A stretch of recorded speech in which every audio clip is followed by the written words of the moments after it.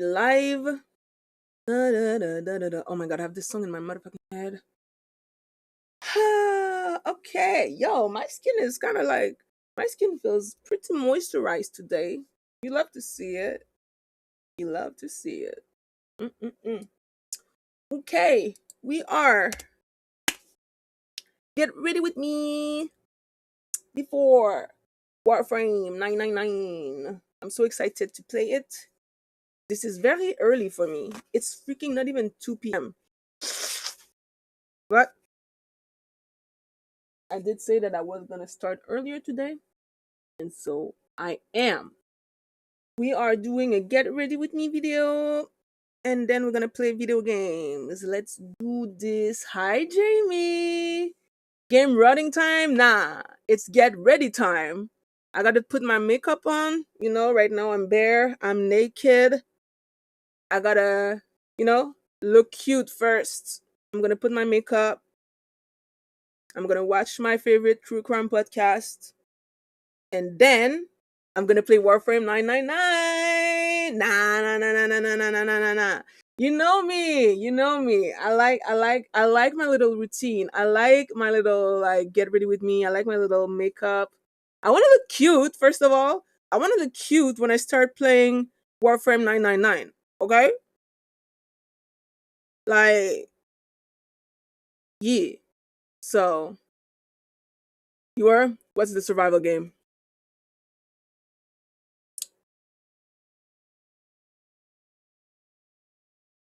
Oh, God. It's hard. Give me the name. Maybe I'll play it one day when I finally start working and I can afford to buy video games again. Survive the night? Yeah. Like I said, I might be able to afford it when I start playing video games and when I start working again. But you feel free to stay. Feel free to stay while or put me on the on the side while I get ready. Yeah. Bada bing, bada boo. When you walk into a store, just know that they might be watching you. And there is so much that we are telling the store owners by just walking through a store. 90% of us will turn right once we're inside the store. That's after you get past the decompression zone. That's what they call it. It is the zone right before the exit that is just big enough that the average customer walking in will transition from being outside, I don't think you understand all how poor the I am. noises of the cars honking, the parking lot mess, to now getting ready to spend money. It is timed so that you feel comfortable enough inside this new space. Then most of us turn right, which means some stores will take advantage of that. They will guide you counterclockwise through the architectural flow of the entire layout. The first wall you hit is the high power wall, which means stores will place items that they want to sell on the first aisle or wall the customer stops on. It's not going to be the best items, but the good items. The best items are actually scattered throughout the store to make sure that you walk through every single aisle looking for them. Side note, stores intentionally put small traffic blocking obstacles that are not a major inconvenience, but slow the customer down so that they can encourage browsing. So you're running around the store trying to find the best items, but the really good ones, the really good products are near the left side, right before you check out. This is when our carts are already full and we know that we already went over budget, but this one thing is so irresistible that we can't even say no. I mean, it's for the end. That's why they leave it there. But what you really came here for, the eggs, the milk, it's going to be at the very back of the store so that you're forced to go all the way through the back. I ran out of internet internet for 2 fucking weeks. And go. You have to linger inside the store. Okay, that's crazy. Retail psychology. Yeah. Speaking of, if you want your customers lingering, you're going to want to play slower music. Or if you want them to get everything they need and leave or make impulse purchases, make the tempo of the music faster. Add splashes of red, which subconsciously create a sense of urgency. And remember, eye level is buy level, meaning whatever you want to sell the most, items with the highest margins that you're trying to get off the shelves, you're going to want to put it at eye level with the consumer. When you walk through the children's aisle with your children or your nieces, in my point, what's at your eye level is not what they're trying to sell you. I mean, yeah, they're trying to sell it to you, but what they're really trying to sell you is at what it's eye level with your child. One thing stores do not ever forget, at least the good stores, is the smell. You know that amazing smell when you walk into a coffee shop? Most of it is coffee aroma pumping through the HVAC systems. It's not just their coffee machines. Some department stores will even pump different scents in different sections of their store. Coconut scent in their bikinis and vacation wear section. Lilac in their lingerie departments. But there is one store that takes it even further. The mandatory number to spritz the cologne is 10. Several inches from the close, every single hours. Spritz, spritz, spritz, spritz. 10 sprays each. After the 9th spritz, it feels more appropriate to just put the bottle of cologne through a hose system and spray down the clothes. It's like a mushroom cloud, puff of smoke that every time everybody walks in, it's just the strongest scent. I mean, I'm sure at first it could be a good scent, but the employees of the store that are surrounded by this scent 40 hours a week, you might as well mix Windex and lemon with musk and call it Abercrombie. I'll do that later, Jamie. They spray 10 times per hour? The nicer stores have a system that spritzes the perfume automatically on a timer. Heavy-duty commercial machines that spritz the perfume. But like that's 10 times at one section? Yes. And they do it throughout the whole store? Throughout. What? Some employees complained that by the end of their day, their eyes were blood red and their nails even felt like they were gonna fall off because they're brittle, just because of how strong and toxic the scent is and how it's filled to the brim with alcohol in the air. But that is the price to be hot. That and a button-down shirt that's supposed to be worn with 3 buttons open, skinny jeans that are cuffed at 1.25 inches, and hairstyles that are supposed to be kept natural and well-kept. That is the price of hot. According to Abercrombie's employee lookbook, I don't fit in. That's what they want you to look like. The store is fascinating. I mean, they're no longer like this, but back then they were known in the mall for having 2 shirtless guys standing outside the door trying to, I guess, telepathically convince you to come in through their abs. Once you walk in, the clothes, they're terrible quality. Or maybe they're not. It's hard to say when it's completely dark inside. The music is blasting so loud you can barely hear yourself think. The smell is so nauseating after a few minutes. And the employees who are required to say, "What's up?" within 15 seconds of you walking in, suddenly they're standoffish. They don't really want to help you. One former employee said, at the time, Abercrombie trained its employees to purposely ignore and not help and be snotty to its customers. It creates like a too good image, and it was encouraged. That's crazy. Mm-hmm. Is that true? Yes, and they were also told to not apologize for not having plus size sizes. They said, don't be sorry. Don't tell the customer you're sorry. What? The whole idea of Abercrombie is the work of then CEO Michael Jeffries, the quote-unquote mad genius behind the brand, who has now been arrested for sex trafficking with alleged connections to potentially Diddy, but also to Jeffrey Epstein. What the fuck? Man, you were just supposed to sell clothes. What the fuck? Diddy? Oh, damn. That's juicy shit. Bruh. I was honestly not expecting that. I was not expecting that for real.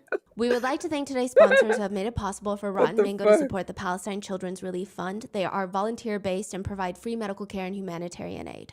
This episode's partnerships have also made it possible to support Rotten Mango's growing team. And we'd also like to thank you guys for your continued support as we work on our mission to be worthy advocates.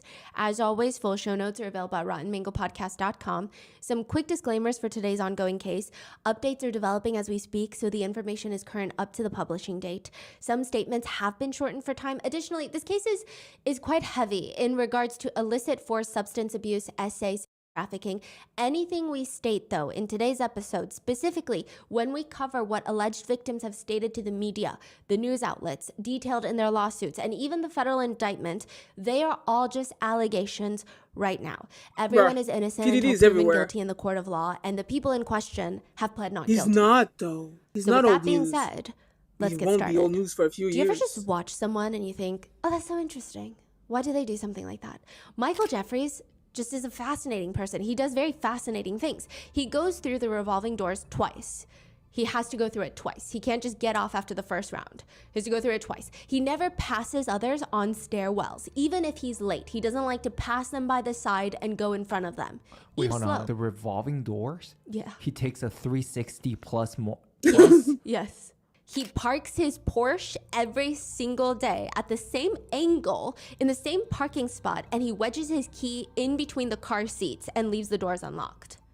He's a pair of lucky shoes. Porsche? If he has to read something important, like a financial document, he will put those shoes on. He will not read it in any other footwear. This is his footwear of choice.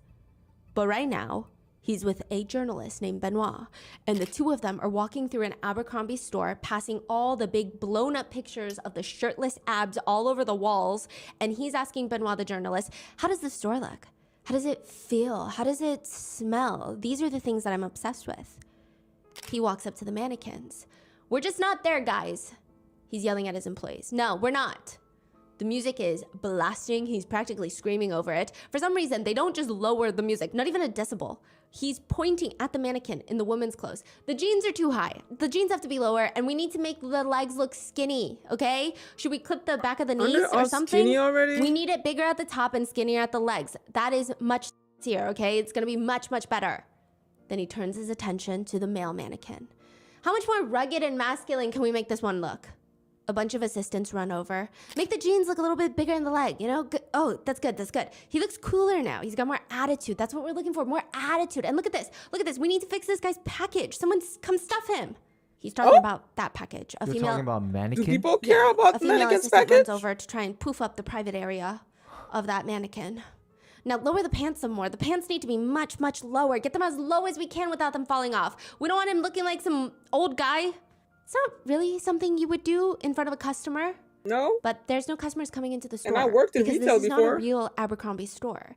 It's a mock store, a fake practice store inside the massive 300-acre office for Abercrombie located in the middle of nowhere in Ohio. They call it the campus. A campus. HQ is called. Welcome to the Abercrombie headquarters. If you see a drone shot of it, it could honestly be used in one of those showing FBI training headquarters movies or some I worked in doomsday retail bunker before, for but the that's ultra insane. elite. Pretty much every single person on this campus, they're wearing flip-flops, ripped jeans, polo shirts with mooses on the front, Abercrombie's logo. You're kidding. They themselves call working at Abercrombie the 13th grade because that's what it feels like, an extension of high school. 13th grade. Benoit is following Mike Jeffries, the CEO, around the campus, and he kind of walks fast for someone who's perpetually click-clacking around in flip-flops, and it's just so fascinating to listen to the CEO. Everything is dude this, dude that, dude, man, dude. What a cool idea, dude. Let's make this dude look more like a dude. Interesting. You know, the man is 61 years old. And Mike thinks the worst kind of people are moody and cynical, as opposed to cool people who are beautiful, masculine, optimistic. That's what America needs more of. And Mike Jeffries, he seems to act like he has it all. I mean, he acts like it. Mike Jeffries is the CEO of Abercrombie, but one could argue he's more like the founder and creator. He made the brand what it is.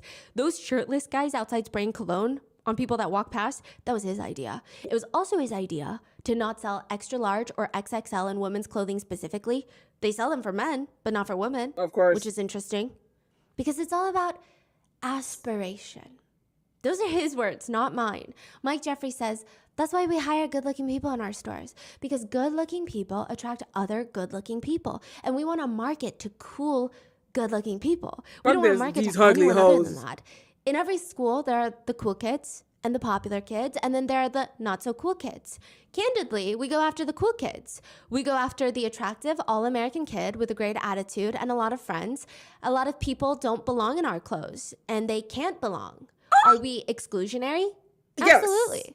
Those companies that are in trouble are trying to target everybody. They're Young, not old, woke. fat, skinny. But then you become totally vanilla. You don't alienate anybody, but you also don't excite anybody either. This interview will later go viral. Duh. It leads to a huge campaign, a boycott against Abercrombie and I'm Fitch. ugly, bro. Same. It leads to a YouTuber vlogging himself, buying Abercrombie clothes from Goodwill, handing them out to people without homes on Skid Row, which this is also very controversial, but he tells his viewers that they need to rebrand Abercrombie into the #1 apparel for people without homes. He encourages his viewers to donate their Abercrombie clothes to people without homes and use the hashtag Fitch to the homeless. Damn. Which, Petty. that's not exactly it either. I'm gonna hear it, but but listen, the whole thing is very complicated, very messy. But not as messy as it's about to get in 2024 when the feds get involved in the former Abercrombie CEO's life. The federal indictment reads, from approximately 2008 to 2015, the defendants, Michael S. Jeffries, then CEO, Matthew C. Smith, and James T. Jacobson, together with others, operated an international trafficking and prostitution business. A man named Luke... You were supposed to sell coke. These are just claims, but he says it was nothing like what he anticipated. He had walked in, and it's, of course, a dimly lit room with those giant photos of shirtless guys all over the walls, and everything is dark. And in the middle, there's a group of assistants standing full head to toe in Abercrombie uniforms. The forever recognizable polo shirt, blue jeans, flip-flops, just casually folding clothes on a table. The only thing missing is likely that strong scent of cologne. Abercrombie Fierce, they call it. Luke was called by the supposed executive assistant of Mike Jeffries, the former CEO, to come in for a photo shoot. Except this is not an Abercrombie store. It's also not the mock store. It's not the practice store. According to Luke, this is a hotel suite that has been outfitted to look exactly like an Abercrombie store. According to Luke's allegations, again, these are just allegations, but those quote-unquote assistants that are folding clothes keep encouraging him to pretend to be a shirtless greeter at the front of the store, like role play. Just do it, they allegedly kept telling him. Now, I have two very important guests, and these are going to be customers that you need to impress and entertain because they're going to be buying a lot of clothes from you. Luke says in that moment, Mike Jeffries and a man named Matthew Smith come out from the corner of the room. He claims that they immediately start touching him. Luke alleges the former CEO of Abercrombie then proceeded to perform oral sex on Luke, while Luke allegedly, quote, I tried to say no repeatedly, and then I just got convinced to do something, but I was constantly saying no. I just wanted to go. And you know when you pack your suitcase perfect for your trip? What the fuck? Everything is stuffed to the brim and it works. It zips. Like but the second that zipper starts unraveling, everything starts coming out. Once this comes out, a string of allegations will start coming out against the former CEO of Abercrombie. One allegation is by John, fake name. He states that he was on a cruise, the Queen Mary 2, that sails from England to New York. He was there because Mike Jeffries asked him to be. And how do you say no to Mike Jeffries, who keeps trying to allegedly insert a, quote, bleeding finger into him? He thought this was a work opportunity to potentially be a model for Abercrombie. Ooh. I was in the bed putting on a fake smile, crying on the inside. Here I am in the middle of the ocean having this person 4 times my age in that position of power and influence belittle me to death and literally call me worthless simply because I said no to something. No to advances. Okay.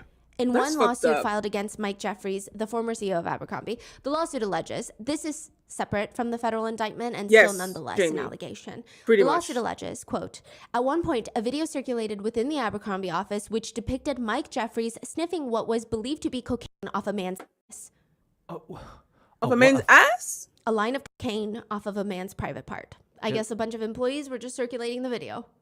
It was a video. That's what the allegation is, yes. Okay. The prosecutors also allege that the victims were as young as 19 years old, were often subjected to painful penis injections. They were allegedly told that it was liquid Viagra. The indictment reads, on more than one occasion, the defendants either directed others to or personally injected men in their with a prescription-grade erection-inducing substance for the purpose of causing the men to engage in acts in which they were otherwise physically incapable or unwilling. Notwithstanding the fact that these injections were not medically injected and frequently caused the men to suffer painful physical reactions that lasted for several hours. Mike Jeffries and Matthew Smith employed their use to fulfill their own desires by causing men to submit to them. The indictment alleges, quote, these events, including amongst other things, anal intercourse, the insertion of large toys into the anus, and high-pressured enemas administered by inserting a hose into the anus. So an enema allegedly given through a high-pressured hose would not only be painful, but extremely dangerous. These are the allegations set forth in the federal indictment. Jesus. It stated that these could potentially cause severe injury by tearing a hole in the rectum or the colon. It could cause damage to the intestinal lining. And it stated, quote, using a high-pressure hose for an enema would be extremely dangerous and should never be attempted. All these allegations are currently being handled by the Eastern District of New York, the same office that handled the Nixium cult case, not to be confused with the Southern District of New York.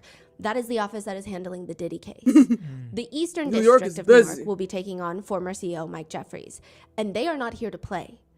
During a press conference for the arrest of Mike Jeffries, Mike's right-hand man, Matthew Smith, and Mike's recruiter, James Jacobson, the prosecutors state, "To anyone who thinks they can exploit and coerce others by using the so-called casting couch system, this case should serve as a warning. Prepare to trade that couch for a bed in federal prison." Hell yeah. which is a very powerful statement. Yes. But it's also very intriguing. Because why now? That has been a question brought up by so many netizens. He was the CEO, he stepped down in like 2014. Why now? And they have been busy drawing connections. Because netizens men are drawing don't connections between talk Mike about their Jeffries assault. and a few other controversial figures, Diddy and Jeffrey Epstein. Some people think the timing of Mike Jeffries' arrest is interesting. He is arrested about a month after Diddy was arrested. It's sad. The trafficking charge feels similar, and perhaps some of the allegations feel similar to netizens. No, but it's because like men have been like, you know, when you hear feminists say that that the patriarchy hurts men a lot, that's part of it. Men are conditioned and raised to not talk about their assault because it's supposed to be emasculating. Like, oh, you must be gay if you were raped by another man. Like, you're not a real man if you don't know how to fight back. Like, you probably secretly wanted this to happen because a real man wouldn't let no man touch him. Blah, blah, blah. Like, men are not very nice to other men when it comes to this kind of topic, because there's nothing worse for men than to be perceived as like a pussy, a beta, weak. And sexual assault is something that is supposed to be for the weaker people. That's why we understand why it happens to women, but it can't happen to men because you're supposed to be better than that. There's a lot of like social conditioning, psychological conditioning in it, and it's very, very, very bad. Like, it shouldn't be like that, but it is. And so yeah, it is very, very tragic. Mike Jeffries would allegedly host these private events at his massive okay to be a bitch Hamptons on certain mansion. Instead of it being filled with celebrities and wearing all white, allegedly he would invite over aspiring male models. He would invite them to his $30 million home. Woo! And the house staff that Woo! worked at this massive estate said it was very strange. Every Saturday between 11 to 6 p.m., they all had to leave. They're like, why do we have to leave? I feel like this is the day where we get the most work done. It was unspoken that this was Mike's playtime. That's what one of the former staffers said. Whoa. One alleged victim states that the house in the middle of nowhere in the Playtime. Hamptons, all you hear is the ocean and seagulls. I mean, the homes are so big, neighbors are far apart, it's very secluded, and the house is clean. They said the house is too clean. He says, quote, like when I say clean, I mean like a hospital clean, like almost sterile. Another victim states of the Hamptons house party, I was told to undress into my underwear, and I was given a glass of wine and was told that they're gonna come chat with me, like an interview. They continue, I was presented with meeting the CEO of Abercrombie and Fitch for a party, a sexual experience. There was never any real clarification of what was expected of me. It was just like, you can go there and do what you're comfortable with and let it be known in a roundabout way that the further you go, the better. I just was not a human to these people. I was an animal. I was a body. I was being presented to someone to do what they wanted with.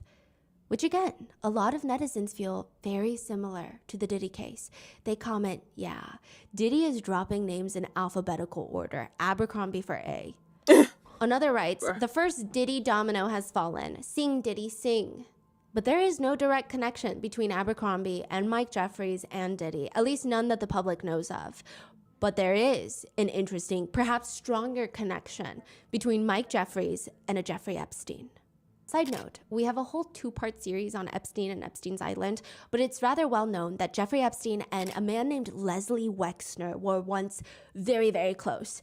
Leslie Wexner is a billionaire that runs L Brands. Well, he did. Right. The parent company for brands like Victoria's Secret, which allegedly Epstein would pose as a recruiter for Victoria's Secret to approach young women and try to essay them, allegedly, or sometimes would fully allegedly essay them. Leslie Wexner put Epstein in charge of his finances, billions of dollars. This is how he becomes so rich. Leslie Wexner has since stated that he has been taken advantage of by Epstein and called Epstein sick, cunning, and so depraved. But netizens are very suspicious of him. But what does this have to do with Mike Jeffries? I'll tell you exactly what it has to do with Mike Jeffries. Teddy Roosevelt, hold on. Teddy Roosevelt and Ernest Hemingway were actually big fans of Abercrombie. They're not wearing the polo with the popped collars. Abercrombie is actually quite old. They didn't put 1892 on their sweaters to appear more collegiate. They were actually formed in 1892. They were known primarily for safari wear, fishing gear. They had some really cool hunting gear that people would equate to the style of, I guess, like Peaky Blinders. And like the long trench coats, you're going hunting. They sold fishing gear, guns, shaving cream, books, everything. One-stop shop at the Abercrombie. But eventually, Abercrombie becomes this failing brand. They're not even just not making money. They're losing $25 million a year. Not in the way that tech companies are not profitable, but like investors are very stressed about this. They're just losing money with no end in sight until Leslie Wexner comes around, purchases Abercrombie & Fitch for $47 million to join all his other brands under the limited company, which, again, he's no longer a part of. But when he was in charge of Victoria's Secret, Express, Lane Bryant, Bath & Body Works, The Limited, Henry Bendel, White Barn Candle Company, and now Abercrombie & Fitch. I mean, he was a pretty insane CEO. Like, he was pretty good. The way he builds his businesses, there's always one of two ways he goes about it. He either takes an existing brand, tries a new concept that lives within that existing brand's cohesive message, and then spins it until it becomes successful. Or he will take an existing failing brand and do everything he can to make it profitable. He buys failing Abercrombie and puts a man named Mike Jeffries in charge. And that's how they're connected. I mean, did it work? I mean, I think so. I remember there are a lot of Abercrombie things that just kind of happen on a day-to-day basis that improve our lives tenfold and don't require much thought. They just kind of work so well, it feels like magic. Like Bluetooth, Wi-Fi. I cannot explain to you exactly how it works, but I know that I love it. I never bought anything there. Day. And one of the best because nothing fit and everything was too expensive. Something that works so well, it's both literally and metaphorically magic, is Shopify. And I was not even Shopify fat is the back global then. commerce platform that helps you sell at every stage of your business, from the launch your online shop stage to the first real-life store stage, all the way to, did we just hit 1 million orders stage? Shopify's there to help you grow. Whether you're selling scented soap or offering outdoor outfits, Shopify helps you sell everywhere. From their all-in-one e-commerce platform to their in-person POS system, wherever and whatever you're selling, Shopify's got you covered. Shopify helps you even turn browsers into buyers with the internet's best converting checkout, 36% better on average compared to other leading e-commerce platforms, and sell more with less effort thanks to their actual Shopify Magic, your AI-powered all-star. My favorite part about Shopify, if you haven't already guessed, is Shopify Magic. First of all, it's free for every Shopify seller. It generates instant FAQ answers, crafts blog posts, product descriptions, and so much more. And there is a reason that Shopify powers 10% of all e-commerce in the US, and Shopify is the global force behind Allbirds, Rothy's, Brooklinen, and millions of other entrepreneurs of every size across 175 countries. Plus, Shopify's award-winning help is there to support your success every step of the way, because businesses that grow with Shopify. Sign up for a $1 per month trial period at shopify.com/rotten, all lowercase. Go to shopify.com/rotten now to grow your business no matter what stage you're in. Shopify.com/rotten.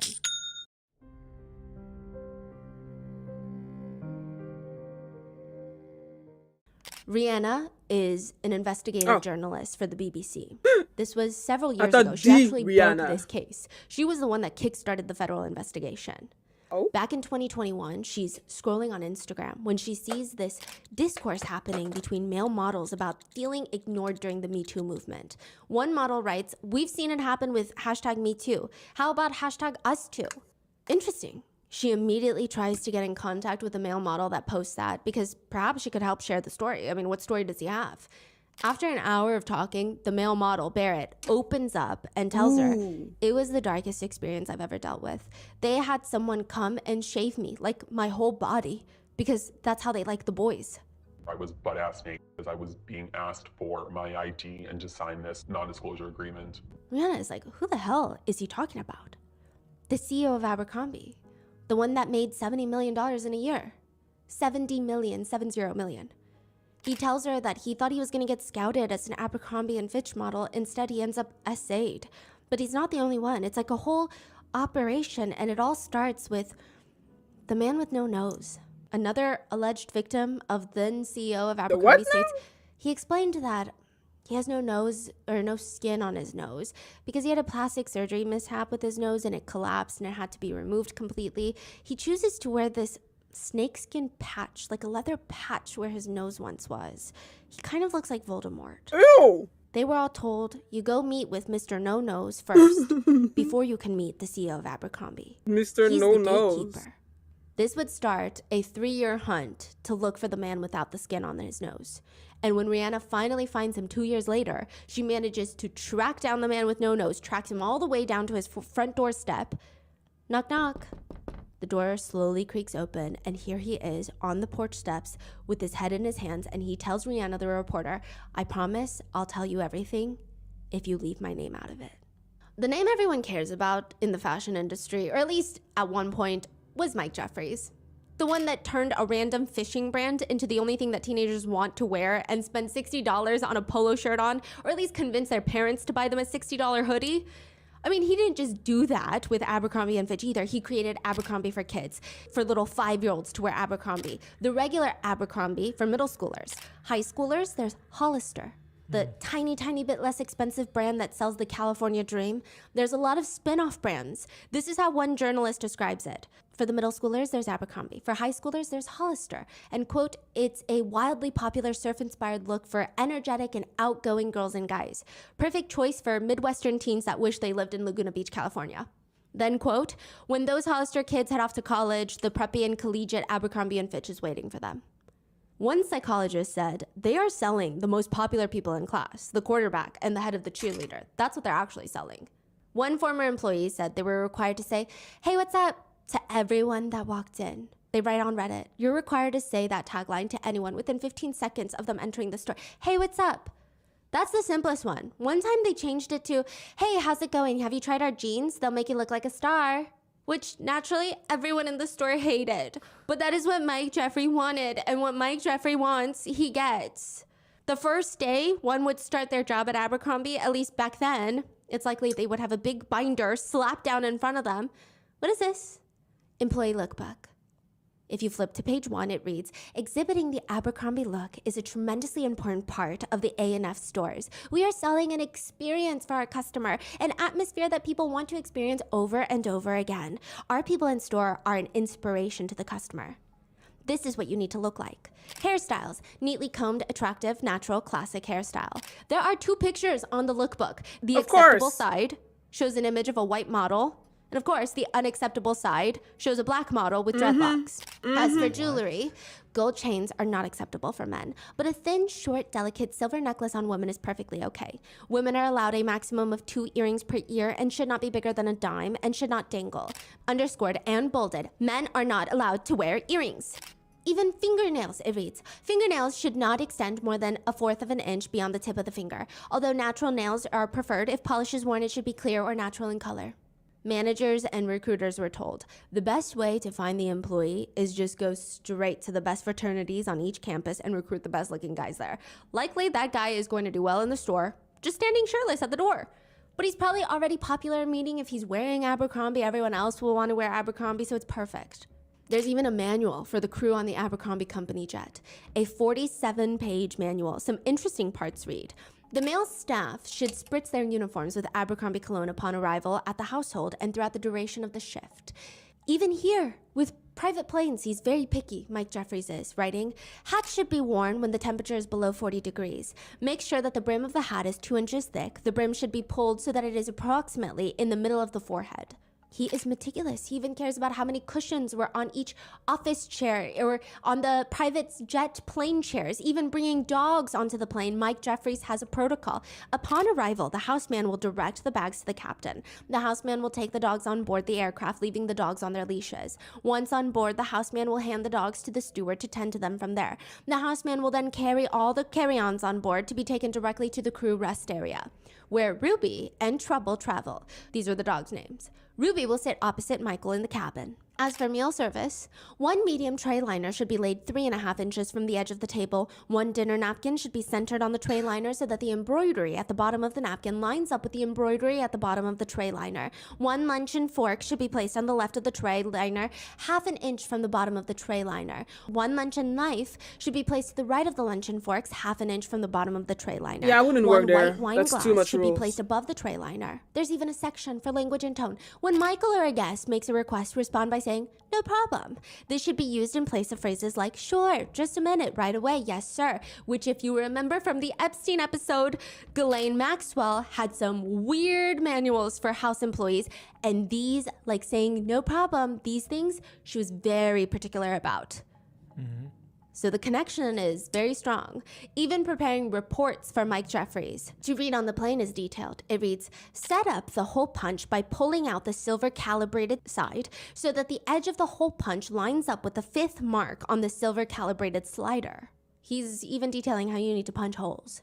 And it's not just an arbitrary little booklet that he creates for everyone to read and nod. He actually holds people accountable for these things. It's called a corporate blitz. Unannounced store visits, in the sense that the stores will probably find out that someone from corporate, potentially even Mike Jeffries himself, is coming, but maybe a few days ahead. One former employee said that they would find out a corporate blitz is happening on a Friday. That means Monday, Tuesday, Wednesday, Thursday, everyone is doing overnight shifts nonstop. Wow. This is Abercrombie. Unpaid, This is I'm not, guessing. I don't know, the World Health Organization. They not only check to make sure that the shelves are completely dust-free, the moose head that's hanging on every store wall has to be super clean. Mike is very detail-oriented and honestly kind of a micromanager. One former employee writes online, "I worked as a, quote, model folding clothes at the front of the store, and it was my job to greet people who walked in, and the only greeting I was allowed to use at that time was, 'Hey, how's it going?'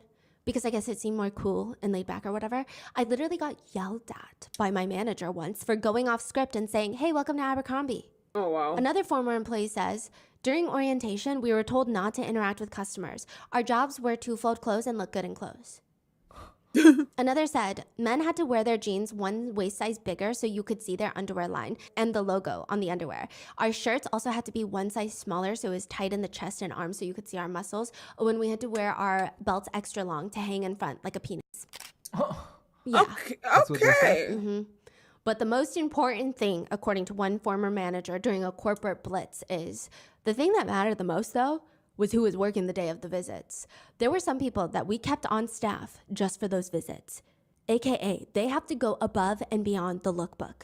The former manager said it was never, "Hey, your store is not hitting the number or doing this." It was, "You got to get better looking people in here." One employee said, "I remember a girl walking in once and asking me if we're hiring. We were, but somehow the manager overheard and told me in the headset to tell her that we weren't. The manager said she didn't have the look." One former A&F store manager went on to CBS to say, "I was sick of getting my schedule back every week with lines through names, essentially telling people that they're not good enough to work here. I can't look the people that work for me that want to be there in the eye and say, lie to them and say, 'Oh, we don't have hours,' when it really was because they weren't pretty enough." That's crazy. How is that okay for such a big brand to discriminate like that for that long They period of time? found a loophole. Oh. Did you catch the loophole? No. No? The employees are called models. Oh, wow. So they can judge based on looks, you're Yes. saying. Wow. Abercrombie was just overall a menace to society. I mean, they had graphic tees, just plain tees with little slogans on there, which just started off normal and cute. Abercrombie and Fitch established this day, blah, blah, blah. It looks very collegiate, but somehow they end up escalating. One shirt reads, "I had a nightmare that I was a brunette." It's just mean for no reason, okay? But they keep going. "Blondes are adored, brunettes are ignored." Mike Jeffries is indeed blonde. They have girls' shirts that read on the chest, "Who needs a brain when you have these?" Or, "I see that you already met the twins." Okay. Okay, not great. Or another one that reads, "Gentlemen prefer take old biddies," saying, "No brains. Do I make you look fat?" Whoa. It's all relative in West Virginia, which apparently the governor of West Virginia did not approve of that message, was very upset by it. Sweet or "Good girls home drink quickly." Alabama. Or just a shirt that says Freshman 15 that's sold in the women's section. Freshman 15 with a list of 15 boys' names. So freshman 15 is typically known as the 15 pounds that you gain when you go into college as a freshman, right? But this one reads a bunch of boys' names, so it's indicating that as a freshman in college, she slept with these 15 boys. Okay. But it's not until they mess with the Swifties that they actually end up in a bit of a trouble with most of these shirts. Not they the made a Swifties. t-shirt that reads, more boyfriends than TS. TS for Taylor Swift. Swifties start protesting, to which Abercrombie responds very sincerely and very professionally, issuing a statement on Twitter. Hey, hashtag Swifties. So we no longer sell this shirt. We hear Taylor's music and think that she's awesome. If you called the Abercrombie customer service line, you would hear the new updated message on the phone. Thank you for calling Abercrombie & Fitch Public Relations. If you are calling regarding the Taylor Swift t-shirt, please note that it is no longer available. Heinous, but it somehow gets worse. They start selling these t-shirts with a donkey wearing a sombrero and holding a taco in his hand. Racist. Next to him are the words, Juan Moore for the road. Then they release another shirt. It shows stereotypically racist caricatures of East Asians with slanted eyes, and the t-shirt reads, Wong Brothers Laundry Service. 2 Wongs can make it white. I'm sorry. There were protests outside of Abercrombie after that. People were rightfully so pissed off. Asian Americans did not find this funny. This shirt would actually cause so much problems for the brand. People started protesting outside the stores, holding up posters reading, 2 Wongs don't make it white, but 2 Wongs can make a fight. Educate America on institutional racism. I'm not Asian, but I recognize racism when I see it. Which, side note, with all of this going on, SNL decides to be racist about it. Tina Fey, acting as a news reporter, states, the protest was nonviolent and orderly, but the same could not be said for the parking lot when they all went to drive home, saying Asians are bad at driving. In response to all of this, a spokesperson for Abercrombie said, we personally thought Asians would love this t-shirt. We are truly and deeply sorry for everyone that we've offended. We never single out any one group or poke fun at anyone. This is how you know that everybody who works there is from flight white. attendants to baggage handlers to football coaches to Irish Americans to snow skiers. There's really no group that we haven't teased. Mike Jeffries says, we have a whole morals committee for t-shirts. Sometimes they're on vacation. No, you don't. Listen, do we sometimes go too far? Absolutely. But we push the envelope and we try to be funny and we try to stay authentic and relevant to our target customer. I really don't care what anyone other than our target customer thinks. Racist. One former employee guessed it's because controversy brings free publicity. And True the shirts that. are supposed to be cool. And what's cooler than something your parents don't want you to wear? Probably the more honest reason, though, is another former employee states, they kept making those graphic t-shirts because, quote, the kids loved wearing them, so we just kept making them, and they were cheap. You could sell tees for like an 85% markup. And I guess people wear them because they want to fit that image of the guys on the Abercrombie ads. Most of the pictures of all the shirtless guys laying down on the sand, showing off their armpits, they're known for their armpit ads. It's always like aggressive armpits. Do you know what I'm talking about? Yeah. And one of them literally states in an interview, I'm the armpit guy. Because that's one of the most iconic pictures to come out of Abercrombie. That is all. All the photography is the work of one man named Bruce Weber. In the photography and fashion world, it's said that you could spot a Bruce Weber from a mile away. They say the aesthetic is, quote, joyful group shots, young people, sex, Americana, golden retrievers out in the countryside.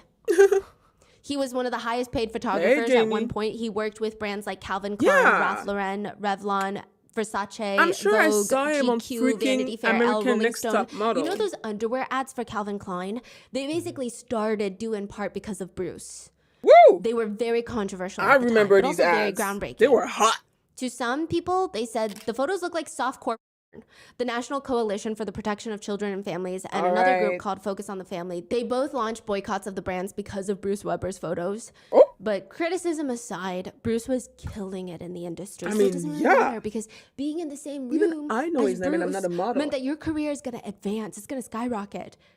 Abercrombie models remember going out to a photo shoot where Bruce was. He's not even taking pictures all day of everyone. He's looking for the right moment, the right people to take pictures of. They just told the models, be natural, do whatever feels natural. And Bruce will take a picture if he likes it. One model says guys would just be climbing up a tree being like, hey Bruce, it's a tree and I'm in it, look at me.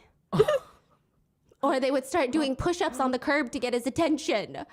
Bruce is a very fascinating character. One model remembers that he was called for a potential shoot with Bruce Weber, but instead of meeting at a photo shoot location, he goes up to meet with Bruce at a jewelry store? Hi Bruce, hi, nice to meet you. Bruce won't even look at him, won't even acknowledge him, nothing. So now he's just standing awkwardly to the side, uncomfortably, while Bruce, for quote, at least 10 minutes, picks out jewelry for his wife. It was all very strange. It's like a power play or something. But still, it's Bruce. This is what one model has to say about working with Bruce. I couldn't sleep the night before. I was like, I am going to shoot with Bruce Weber. Oh my God, I'm going to shoot with Bruce Weber. My star could turn. I could take off from here. And everybody is like, you're shooting with Bruce? That's awesome. Because he is the brains behind the image of Abercrombie. Skinny, rich, sexy, white. One former employee said, all that mattered was that the employees you took pictures of and sent back to headquarters were hot. That's it. That's at the store level. They're taking pictures of everyone working in the store, sending it back to corporate, and these people need to look like they could potentially be in a Bruce Weber ad. One supposed former manager of Abercrombie & Fitch did an AMA on Reddit where they said, there's a thing called the cast of, insert store tracker. You submit your top 10 most attractive and outgoing sales floor staff. It is okay and encouraged for an ugly or, quote, chubby employee to only work in the back or with the night crew and not be on the sales floor. Every year, the cast of gets their photo taken and submitted to corporate. Oh, there's a black guy. Calendars and video propaganda are made and dispersed congratulating the sexiest store locations. It was weird. And the process of that is just uncomfortable. You have to take shirtless pictures of guys that work there to send to corporate. They write, it was so weird to take a guy into the back room, make him take off his shirt, pull his jeans right down to his pubes, and then take his picture. We have to do this to search for greeters. It was awkward. Of course, with everyone in the company having OCD, they made us do it like 10 different times with the same people off the clock, just constantly taking weird photos. Another former manager states, the thinner, more conventionally attractive you were, the closer you were to the front. That is so crazy because Listen, this wasn't even that long ago, too. No. Ethnic.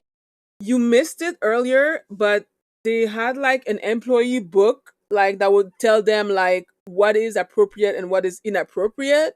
And in the appropriate photo, they had, of course, a typical beautiful white dude. And in the inappropriate photo, they had a black guy with dreadlocks, with locks. Because, you know, beautiful black men with locks don't exist and they can't look clean. We all know that Abercrombie and Fitch were kind of racist, okay? I'm just saying. At some point, they sort of had to go woke, but they were still racist. Minorities and overweight people most of the time just went to the work in the stockroom, along with anyone who wasn't tall or facially symmetrical enough to fold t-shirts. Wait, what? Yeah. Another, a completely different former manager, she says, you have to rank your employees on a level of cool to rocks. If they aren't at least cool, you have to zero them off your schedule. They have to be fired. It didn't matter what your sales were. All that mattered was that the employees that you took pictures of were hot, which is clearly, that's illegal, right? Stupid. That's what they say. One of the former managers also said, it was something of a sport amongst the floor managers and employees to make fun of overweight shoppers who came in looking for clothes, as we generally didn't carry about a size 12 in most items, and we were encouraged not to apologize for this. One manager even told me as his biceps strained the sleeves of his moose emblazoned shirt that wearing Abercrombie was a privilege, not a right.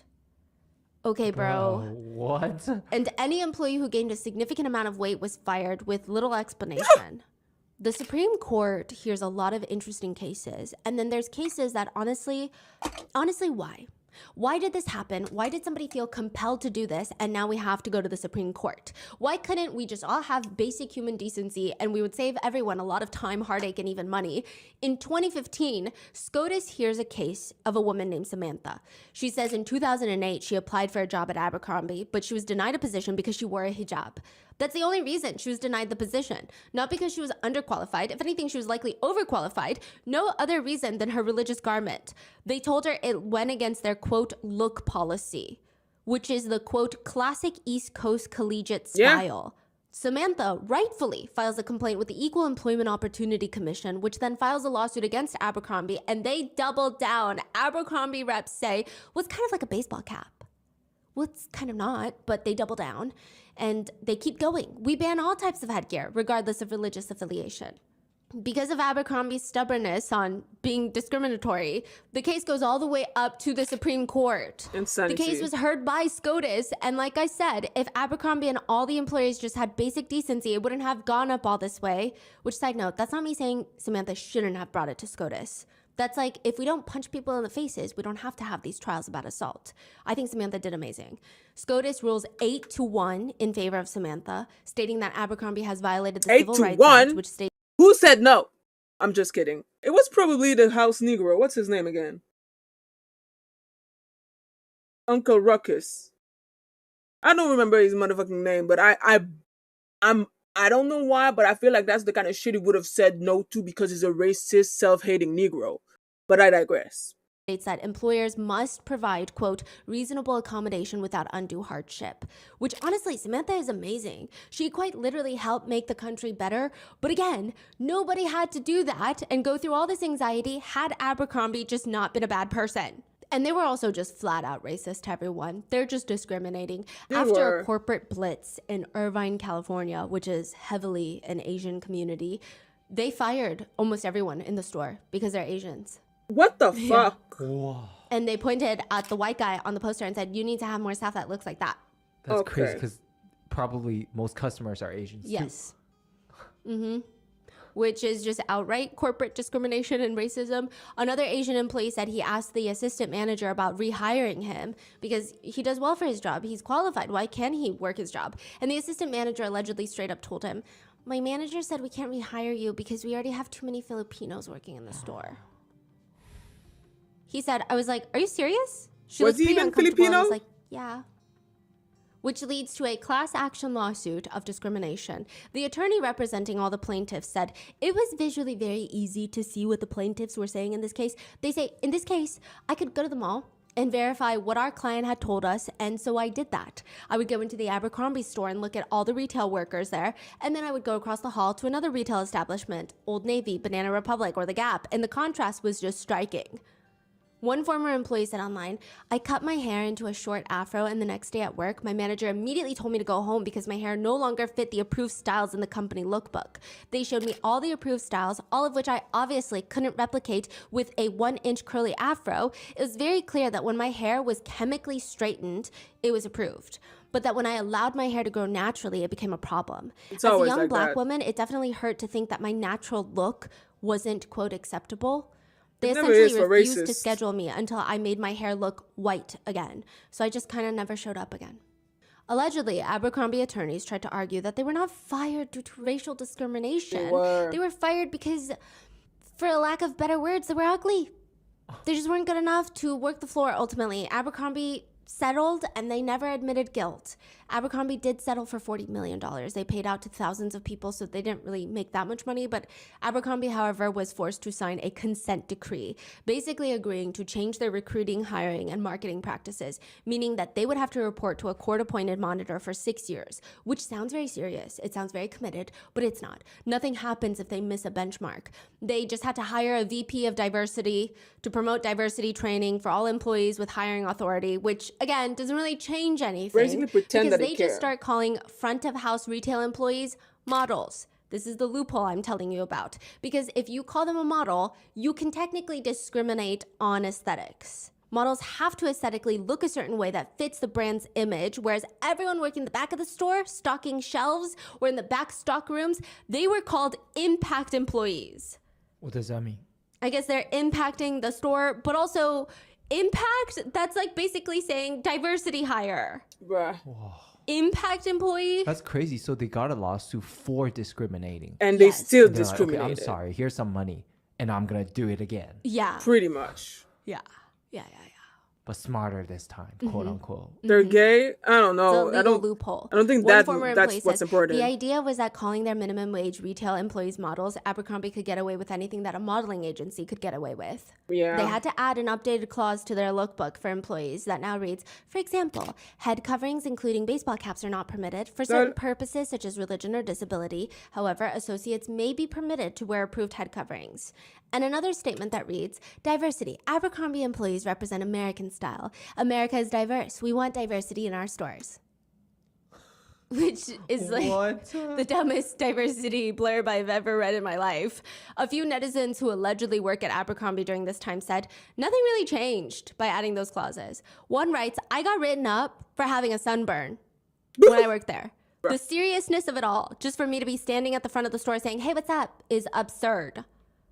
Another netizen writes, I got a $20 class action settlement for working here during this policy. LOL, crying face. Which another netizen responds, all that for $7.25 an hour to ring up some clothes? That's the part that I find fucked up. They were barely paid. $7.25 an hour?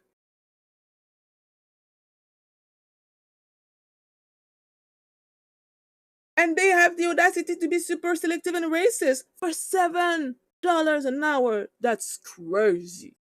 Woo. Petitions at the time stating Abercrombie's brand is discrimination. They rooted themselves in discrimination at every single level. Side note, they really do. They were also sued for not having an accessible entrance to their store, one of their sister stores, Hollister, violating their Americans with Disabilities Act, which, side note, they tried to argue, well, technically it's fine, okay?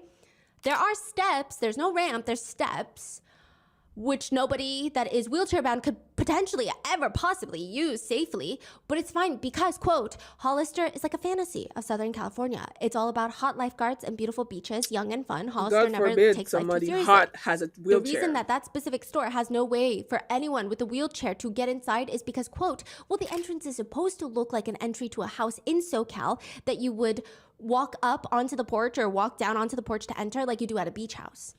What are these? I feel like they did it because they didn't want to see people in wheelchair. Do you know what I mean? That's how I'm working with people. How much hours? What do you mean how much hours?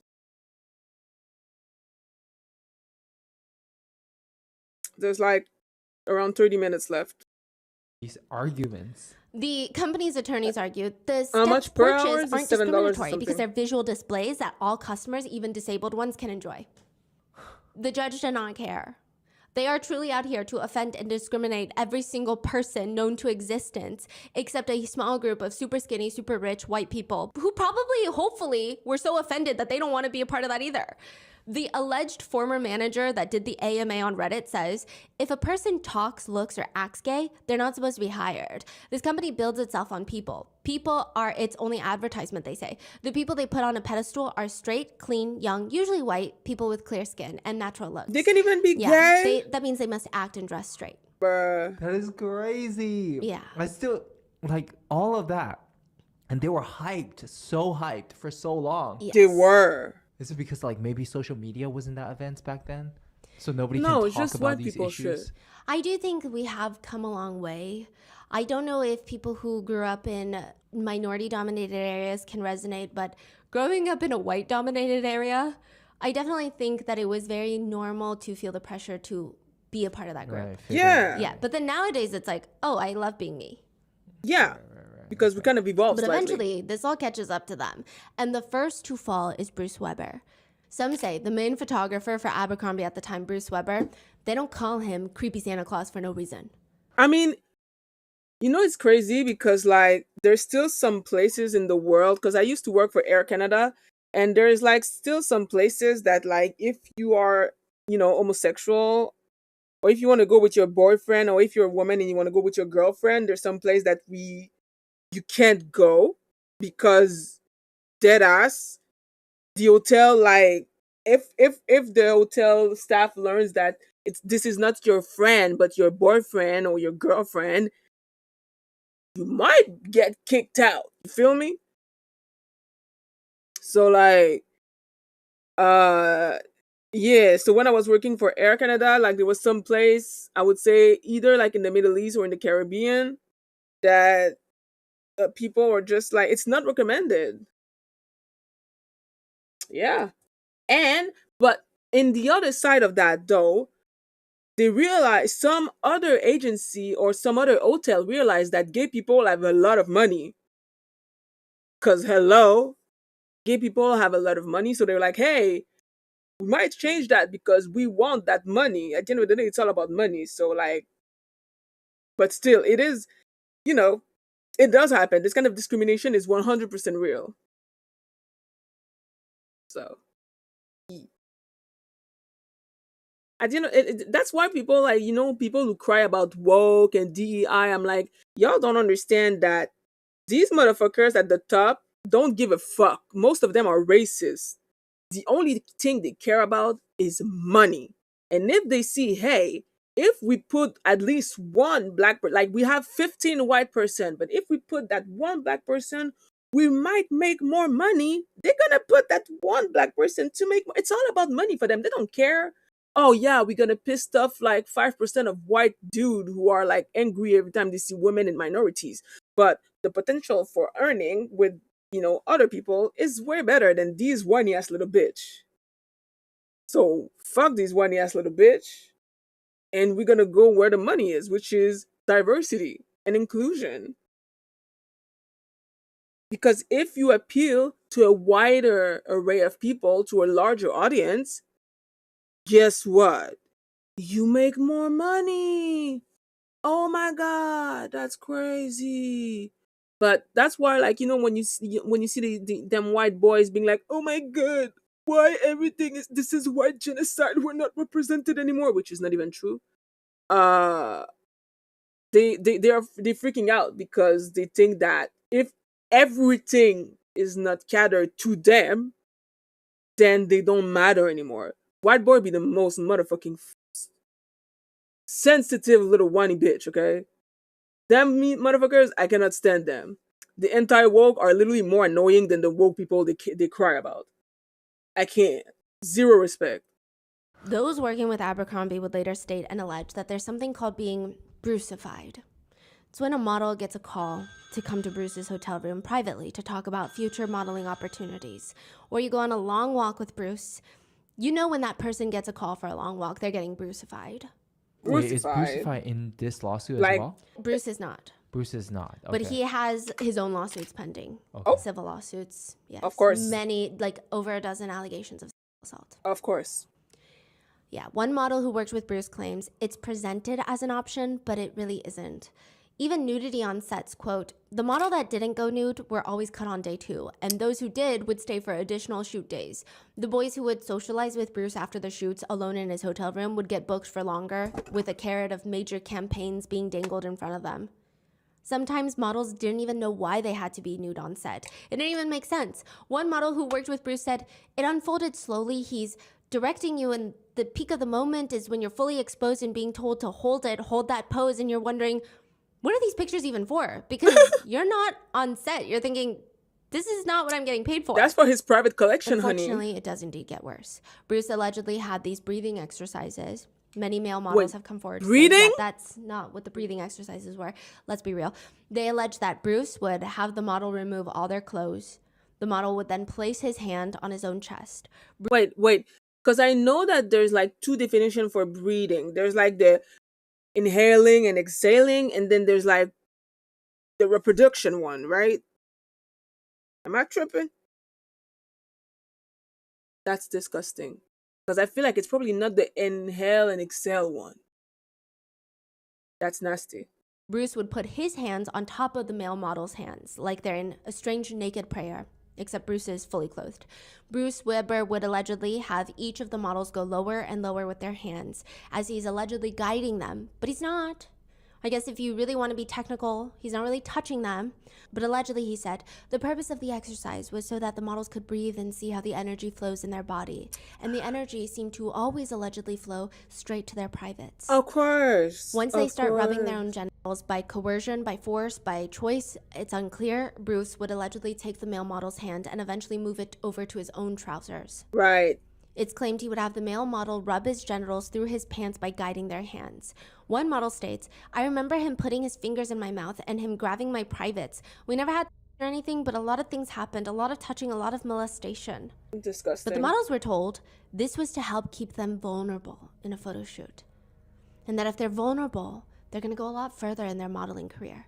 If they're not vulnerable, you can imagine what happens. Sure. One former model says that he was on a photo shoot site. He gets a call.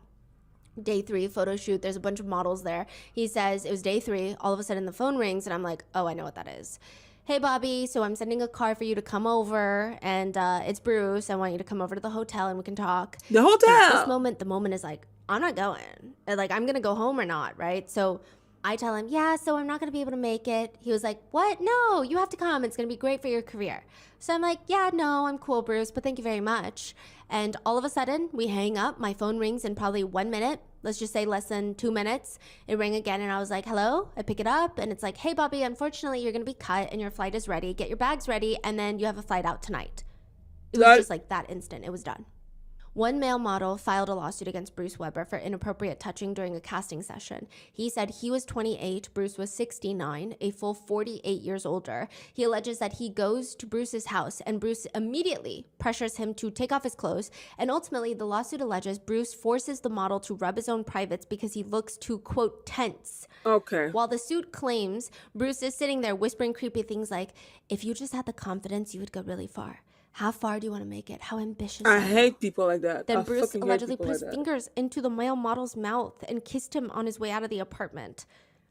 That is not the only one that's spoken out about alleged misconduct by Bruce. Another male model alleges that Bruce kept telling him to dress completely nude for Calvin Klein, which the model didn't think made sense because, what do you mean? He later realized the nude photos were for Bruce to show Calvin of Calvin Klein. Oh? I guess to approve or not approve, I don't know. But he alleged that it was very uncomfortable and Bruce would get mad when he said no. Also, he asked him if he and his brother could pretend to be boyfriends during a photo shoot, which they both refused because that's disgusting. No! They claim that when they said no, they were subjected to verbal abuse, and they believe Bruce blacklisted them from the industry after that, which I'm not saying this as a fact. I would not be able to tell you that. But a female photographer, Jessie English, who spent a few years assisting famous male photographers, said, the attitude at the time on sets was insane. It was like this. If I need to touch you between your legs or grab your breasts so that you have the right look on your face, that's just the way it is. For example, one alleged victim states that after a casting, he left in sheer terror because allegedly Bruce tried to stick the male model's hands down Bruce's pants. When he tells Bruce's agent, the response was not what he was expecting. The agent just states, that's all he did? You should have gone further. Bruce has since denied all the allegations. But the number of accusations, netizens are quite suspicious. Additionally, they're wondering, did Mike Jeffries really not know? And if he did, how much did he know? One former model states, and we can infer from his statement that Mike Jeffries allegedly knew it all. He says, it felt like they were always implementing a new step in the process at Abercrombie, like during the photo shoots, one of which was you had to go into like this tent that was closed off, and it was just Bruce Weber and Mike Jeffries in there. Literally, it was an interview to see if they liked your personality, who you were, and what you brought to the table. Yeah. It is. It's not the like holidays are the perfect opportunity to spend time with family. I wouldn't exchange say gifts, and even pick it's up a new like hobby. about there's something about New Year's being right being around the corner. gay or like, not gay. Do you know what I mean? Do Because it's not like, this year. oh, But of course this happened because they're gay, right? Because like a lot of, the most trusted language rapists are not on just gay. desktop They or can as an be app, heterosexual and it too. truly immerses you in the language that you want to learn. So, for example, I just think that because the head of the company were gay, or for us, my them nieces are being about to start so going to like international school where they're going to learn discriminatory in their Mandarin. hiring practice, I don't speak Mandarin fluently really shows yet, how little they care. You know what I mean? Because they themselves are gay, but they don't want to hire men who look 25 gay. languages to choose from. That's like 25 so that's what I mean by like, and it's amazing because Rosetta Stone meets you these exactly where motherfuckers you're at the no top, matter what stage they only of the care learning about process money. you're in. And as if I gay ever want men, to they pause should on my care Chinese about and the pick up well-being of other gay Spanish, men, but they French, don't, Italian, because German, the well-being Korean, of gay men is Japanese, not how they make more Dutch, money. Arabic, Polish, Although or it could, more. but whatever. I mean, I They were totally dumb at the can't time. with Rosetta Stone's lifetime membership. Rosetta Stone Yeah, has the been the people at the trusted top, language learning expert for 30 they care about years, nothing teaching other new than their languages to pocket. millions of customers. They would spreading literally culture sell and human diversity beings in an if it authentic way means that making promotes more money at vast the end of the language quarter. acquisition. It's just, it Rosetta is what Stone it even has a is. built-in true accent feature It's that gives you feedback on disgusting, your but I'm not pronunciation, surprised. like a real teacher or a native speaker would. So don't put off learning that language. There is no better time than right now to get started. For a short time, Rotten Mingo listeners can get Rosetta Stone's lifetime membership holiday special. This offer will not last long. Visit rosettastone.com/rotten. That's unlimited access to 25 language courses for the rest of your life. Redeem your holiday offer at rosettastone.com/rotten today for yourself or as a gift that keeps giving.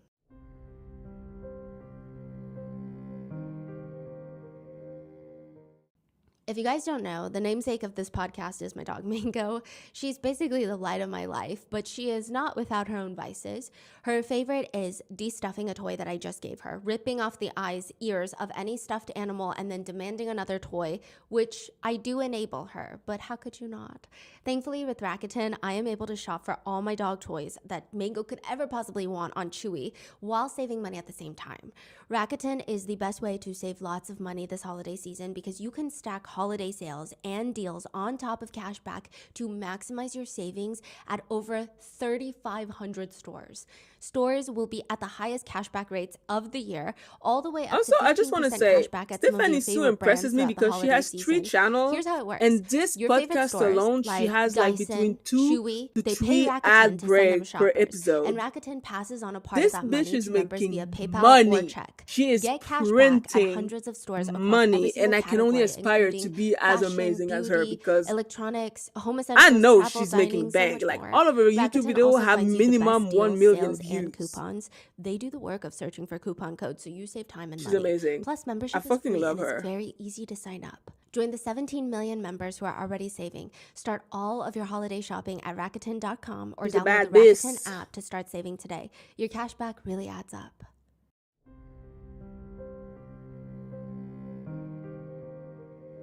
Bro, you don't Mike understand how much Jeffries she's is making. I'm sure not she's the making first a person ridiculous to think amount of the so-called per genius ad. idea of selling clothes by advertising people with no clothes on.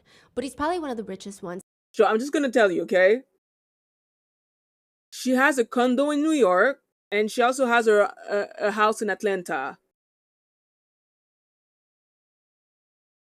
That's all I'm gonna say. I mean, I don't know her personally. I don't know everything about her life, but I'm just saying. She has her house in Atlanta, and she has a condo in New York. Anybody who can afford to live in New York is not poor. I mean, of course, there's poor people in New York, but you know what I mean? You know what I mean? That thought of it. In 2006, profits for Abercrombie were hitting $2 billion. In a single year alone, Mike Jeffries was making around $71 million, making him one of the highest paid executives in the world at the time. One journalist describes Mike Jeffries as the Willy Wonka of the fashion industry. Wait, give me a sec. Hold on, missus. Bro, it's so funny because I didn't know that the word nigga was out of my list of words that can be said on my channel as a nigga. I'm gonna need to fix that. Also, I want to yo. She's I'm proud of her. She's making money, and that's all there is to it. Back to my show.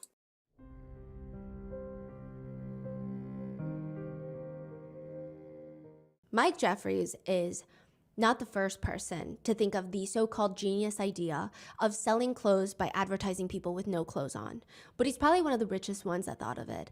In 2006, profits for Abercrombie were hitting $2 billion. In a single year alone, Mike Jeffries was making around $71 million, making him one of the highest paid executives in the world at the time. Yep. One I'm journalist describes Mike Jeffries as the Willy Wonka of the fashion industry. They state quirky, perfectionist, control freak. One person says, you want to look at this guy? I mean, a lot of people say, look, he's weird. Certainly, he's probably insane, but he's also unbelievably brilliant and extremely driven. Another industry expert says, I think he is one of the greatest merchants in the United States. In fact, other merchants and designers and everybody, honestly, were trying to get in front of Mike to have him say, yes, this is sexy. That was the goal. I want to say something about rich people because I really hate how being rich is always equated with being smart. Because it's not true. Donald Trump is seen as this genius. The man is a dumbass. Elon Musk is seen as this genius. The man is a dumbass. Ever since I've seen what Elon Musk is on Twitter, this man is so fucking dumb. He's reposting shit posted by Nazis. He's gonna see like, oh my god, I love Hitler 999 just said that the woke have colonized the video game industry. We need to do something about it. Bitch, what are you doing? You're the CEO and you're reposting Nazis and white supremacists. Can you please at least try to look normal? He's reposting QAnon stuff. Like, these motherfuckers are not all smart. What they do have, though, is rich ass parents and a ridiculous amount of funds that allows them to make more money. I can assure you that if they did not have rich parents, they wouldn't be half of the person that they are today. I'm just saying. Take away their trust funds, and these motherfuckers are working at your local fucking Walmart. Not that you need to be dumb to work at Walmart, but I'm saying that they wouldn't be where they are today. Fuck them. Eat the rich. People who worked directly with Mike Jeffries said he was tireless. The guy was very energetic and boisterous. He just never stopped working for the brand. Thinking about the brand, he would wear Abercrombie blue jeans, a navy blue polo shirt, leather flip-flops with a leather belt. He was an incredibly big personality. He would explode in a room. But is he a mad genius? Abercrombie's whole approach isn't particularly original. I'm not saying it doesn't work, but the brand is a mixture of two. It's a mixture of Calvin Klein and Ralph Lauren. Calvin Klein was one of the first brands to merge youth culture and they're selling sex. Ralph Lauren is selling the all-American preppiness. So they merged the two. That's Mike Jeffries' great idea, I guess. Word association would be fraternity, boarding school, WASP, upper crust, preppy with money. One former employee would say, just aspirational enough, but not so expensive that it was out of reach. The fundamental idea is that fashion is selling us belonging, confidence, cool appeal. You know, in so many ways, the very last thing that it's selling is actually the garments. Abercrombie sold a dream. It was almost like your fantasy, like a young person's fantasy. Even the bags had the half-naked, ripped guys on there. Do you remember? In black and white, you would see people walking around the mall with those bags. Some girls would cut out those guys from the bag and post them on their lockers. Oh my God, yes. Or cover their textbooks with them. I mean, he is, at the end of the day, a pretty good marketer. He would have these posters in his office that had a line down the middle. This is what Abercrombie is. This is what it isn't. What Abercrombie is, the dog is a golden retriever. It is not a standard poodle. The Abercrombie college kid drives a Jeep. He does not drive a sedan. He would host little meetings around the fire pit to discuss how much money the company is making. The beginning years were around 165 million, then 235 million, then 335, 522, 816, and finally billions of dollars of sales per year. One retail marketing consultant said, it is one of the best examples of a brand that is incredibly focused and disciplined about its retail execution. It's very targeted, precise, executed, and nothing is left to chance. And obviously, it sells. Mike Jeffries says, I think what we represent is healthy. It's playful. It's not dark. It's not degrading. And it's not gay. And it's not straight. It's not black. And it's not white. It's not about labels that'd be cynical. And we're not cynical. It's all depicting this wonderful camaraderie, friendship, playfulness that exists in this generation. And candidly, does not exist in the older generation. But then, like, how did it all went downhill? Like, it was so hot back in the days, and then internet, all of a sudden, social media, me too. It was gone. Oh yeah, okay, we're gonna get in there. Okay. They used to have this Abercrombie Quarterly magazine, which was just a picture book of very sexy photos. It said that in one quarterly, you could not see a sweater or a garment until page 122. Yeah, they just had a magazine. What does that mean? You don't see it until everyone's naked until page 122. You might see one sweater. I see. An HR rep told an employee, I mean, you could write Abercrombie with dog shit on a baseball hat and sell it for $40. That's where we're at right now. It's awesome. Facts. Fascinatingly enough, Mike Jeffries' career was not doing great until Leslie Wexner hired him as the CEO of Abercrombie, which is interesting because it makes you wonder, why did he hire him then? The company that Mike Jeffries was CEO of was failing. Would you really want to make him a CEO of a company that you just purchased that is also failing? Unless there's another reason. Maybe you guys have a deep, deep friendship and connection or something. I'm not saying there is. I'm just saying it's very intriguing. Prior to Abercrombie, Mike Jeffries was the president of Alcott and Andrews, positioned itself as an upscale professional clothing line for women. They were failing for a lot of reasons. And it's just fascinating. Why bring a failing president to take over a currently failing brand? Maybe he saw something special in Mike Jeffries. If you ask Mike Jeffries, he'll probably give you a very PR answer. Mike would say that it all started when he was 5 years old. He was growing up in LA, where his dad owned a party supply store. Mike was obsessed with organizing, reorganizing, designing the windows and the counters. He would scream at his parents, "We need another store. We need another store." I always wanted to expand and get bigger, and I would get off on saying, why do we do the fixtures like this? Why don't we do it this way? That totally turned me on. Seemingly, working at Abercrombie would be the best career choice of Mike Jeffries' life. Not for everybody else, but for him. He's selling meets the Ivy League. That's the vision. And they're bringing it all to the other sub-brands that Abercrombie creates. They start selling these little triangle push-up bras. That's what they called them. Push-up bikini tops. They're striped. They come in black, red, blue, just triangles and strings for $24.50. This becomes a whole controversy because the problem is this is in the newly launched Abercrombie Kids section for little girls 8 to 14 years old, which is not even the worst scandal they were on. On the contrary, they actually sold thongs for literal children. They had thongs, and the phrases on there would say, "eye candy, wink, wink." No. No. What the hell is going on right now? Parents are upset. They're saying this gets young girls to think that about themselves in that way before it's even developmentally appropriate. To which Abercrombie released a statement saying, yeah, okay, we will take out the push-up part of the bikini, but you can still buy them. And the company responds, you think it's weird? You think it's weird that children wear stuff like this? You're weird. They state that the underwear was created with the intention of being lighthearted and cute. And if you think it's weird, then it's, quote, purely in the eye of the beholder. Right. Mike Jeffries would even later say, that was a bunch of bullshit. People said we were cynical, that we were sexualizing little girls. But you know what? I still think those are cute underwear for little girls. And I think everybody who gets on a bandwagon about thongs for little girls is crazy. Just crazy. There's so much craziness about in this country. It's nuts. I can see getting upset about letting your girl hang out with a bunch of old pervs. But why would you let your girl hang out with a bunch of old pervs? Like you. Such a weird response. One journalist writes about Mike Jeffries, and for a man obsessed with creating a sexy and emotional experience for his customers, he comes off as oddly sexual. He is touchy-feely with some of his employees, both male and female, but the touch is decidedly paternal.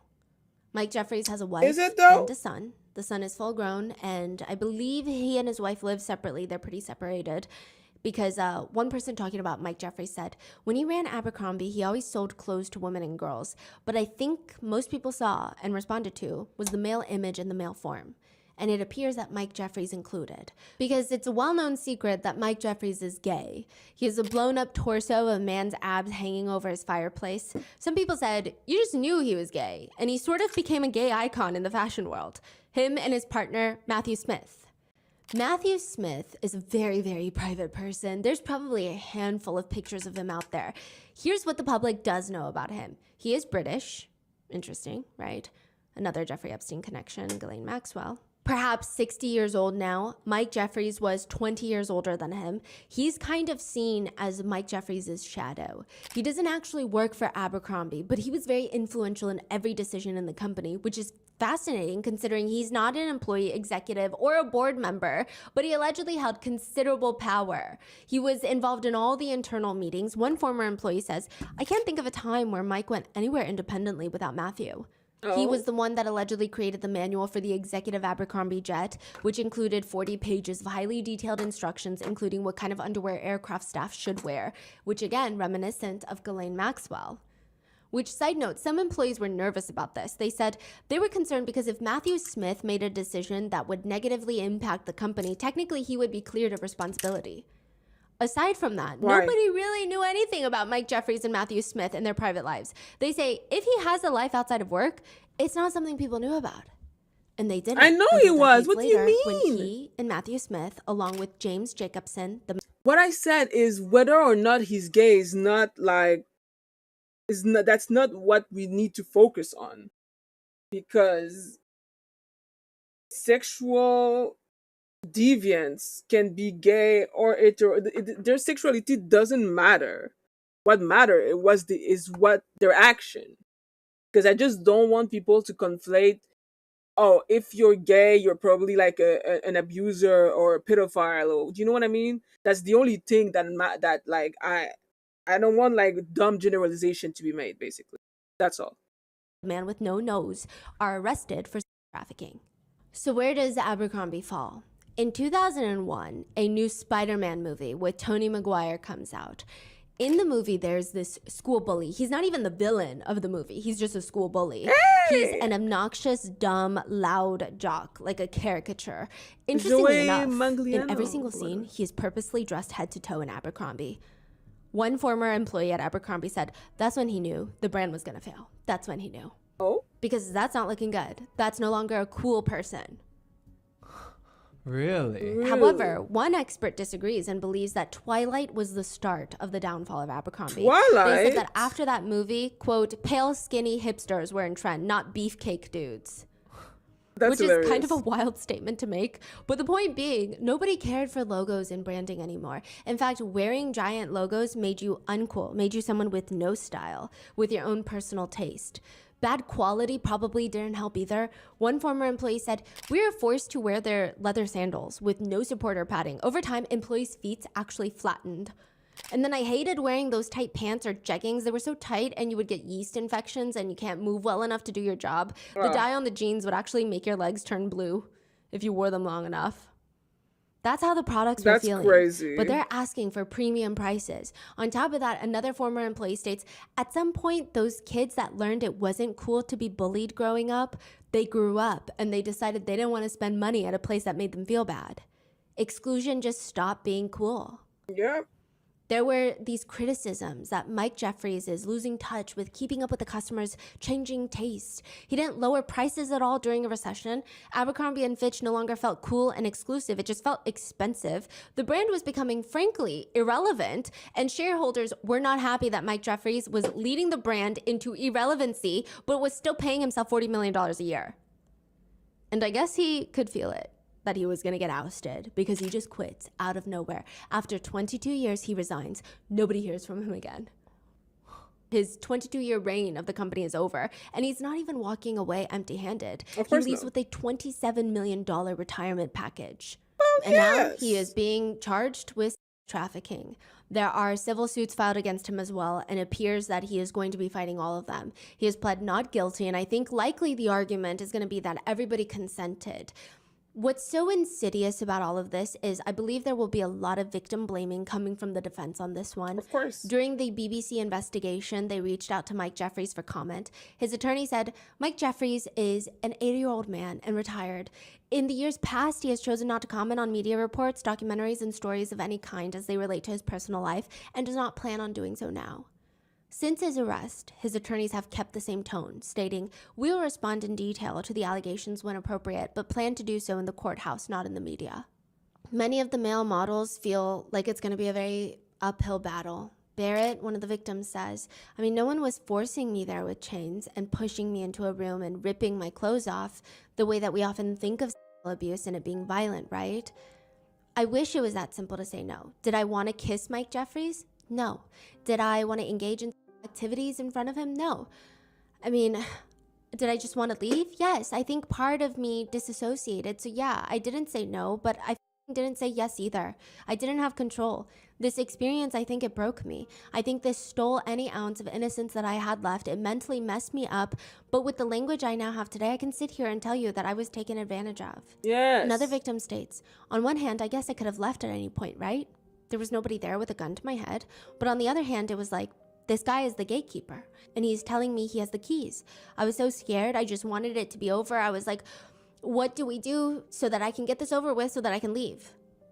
Additionally, it's very hard for victims to come forward because they felt like it makes them look bad. One Yeah. alleged victim states, there's an immense amount of shame associated with this idea that you're not a masculine man if you've been molested or taken advantage of by another man. Exactly. One legal expert says, it's very normal that many of the victims went back.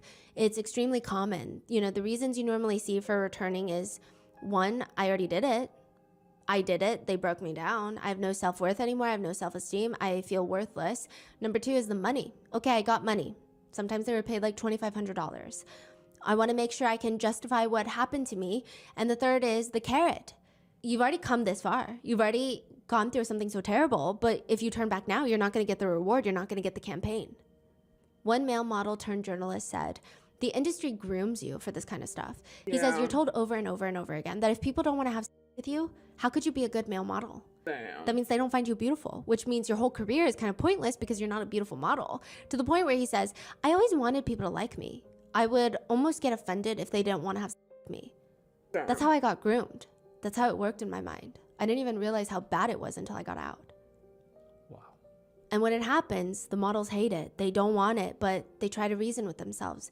One casting director states, models are treated like shit. Just because some model posed for an overly sexualized picture, that doesn't mean he or she is who that picture is. It's a complete insult to anyone who has ever been put in a compromising position to say anyone could have just walked away, gotten up.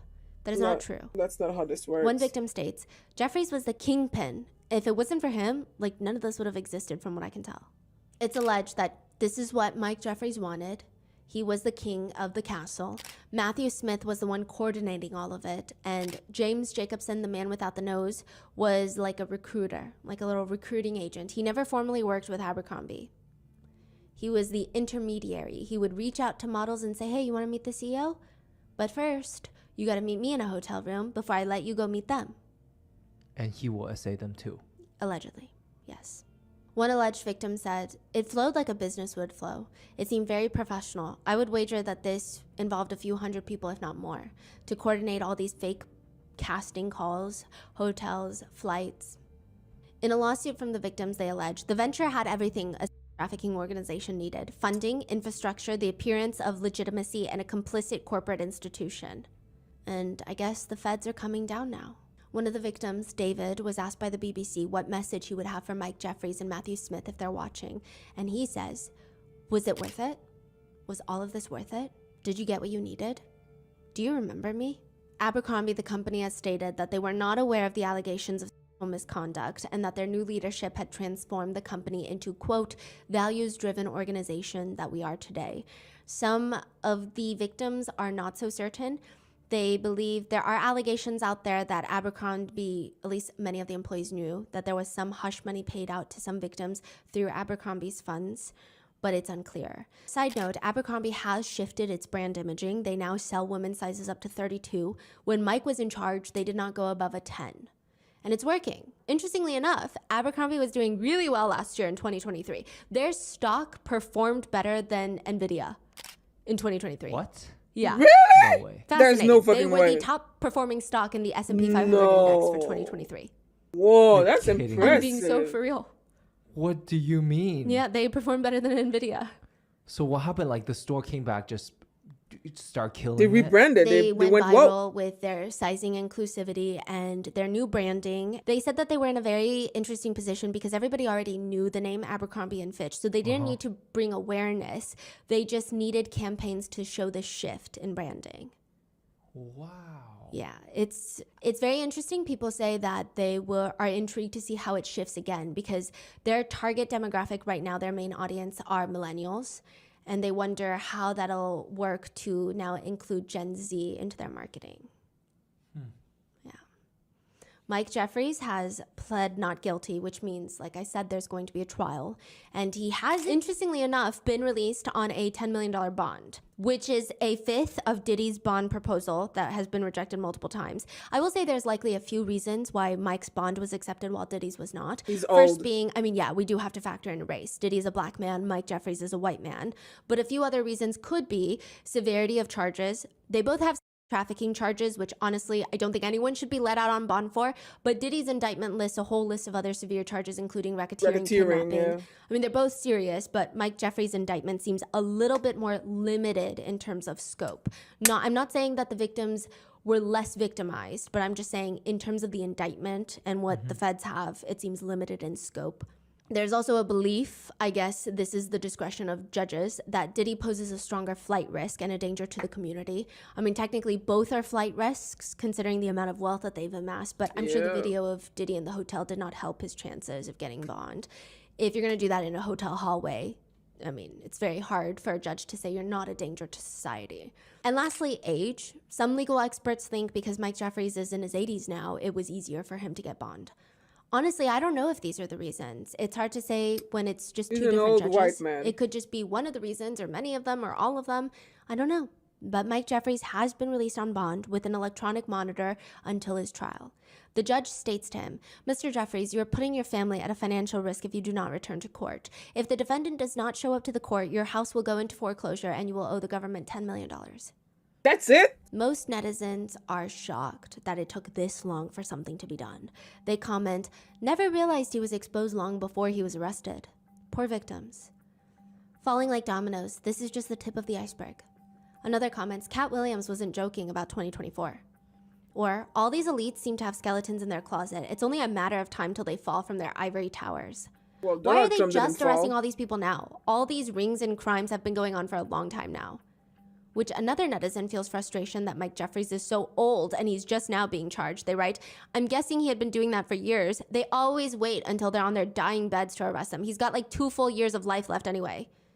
Another writes, a billionaire who is corrupt and does deplorable things secretly, what else is new? All these rich guys look like they would be into some weird things. Side note, I don't know if Mike Jeffries is a billionaire. Some netizens are more focused on his looks. He looks like the monster Dr. Frankenstein created. He does have some botched plastic surgery and fillers. He does. And they comment, this is the guy that said ugly people shouldn't wear his company's clothes? He looks like one of those creatures off the Hills Have Eyes. Damn. Innocent till proven guilty, but very guilty of bad plastic surgery, is another comment. Some netizens think that Diddy is the reason that he's going down, which, just to clarify, the 3 in the indictment are, just like Diddy, innocent until proven guilty in the court of law. But also there's no proof that Diddy is involved in any way, shape, or form. But netizens are suspicious. They say, it's surreal when you realize the conspiracy theories weren't conspiracy theories at all. One comment reads, well, looks like Diddy has a new cellmate. Another netizen brings up his connection with Epstein, writing, just say no to anyone named Jeffrey or Jeffries. One comment reads, people like Mike Jeffries and Sean Combs aren't the only ones out here participating in this type of inappropriate predator and deviant behavior. There are others out there, they just haven't been caught yet. Or another comment reads, the bigger story is why cops ignored this for 30 years. This freak preyed on young men for over 20 years and y'all wait until he's 80 years old to prosecute him? Out of here. They are facing 15 years to life in prison. Mike Jeffries is 80 years old, his partner Matthew Smith is 61, and James Jacobson is now 71. Yes. If you or anyone you know are victims of this case, call the FBI. They are still gathering leads and witnesses. 1-800-CALL-FBI, 1-800-CALL-FBI is the tip line. But that is what is going on with the ex-CEO of Abercrombie & Fitch. Yeah, well, like, he's 80, so it sounds like he's been doing this his whole life. Yeah. And he almost got away with it. And He almost got away with he it. might still just get away with it. Right. That is crazy. And then, like you said, like, if even one operation hundreds people know, that means in his whole life, like, how many people know? It just sounds like the whole industry is, they're so dark, and there's so much of these type of things going on. It just feels like Hollywood, the entertainment industry, the fashion industry, there's these reckonings that keep happening. And I don't know if anything's getting fixed. It doesn't seem like it. It just seems like you just wait until the next one falls, and then it becomes a whole conversation discourse of like, we can't let this happen. And then it just happens again until the next one. I mean, I don't know. I don't know what an alternative would be. Like, we're just all on the outside thinking, how can this not happen again? What are your thoughts? Leave it in the comments. And please stay safe, and I will see you in the next one. Insanity. I'm kind of almost done with my makeup, but what time is it?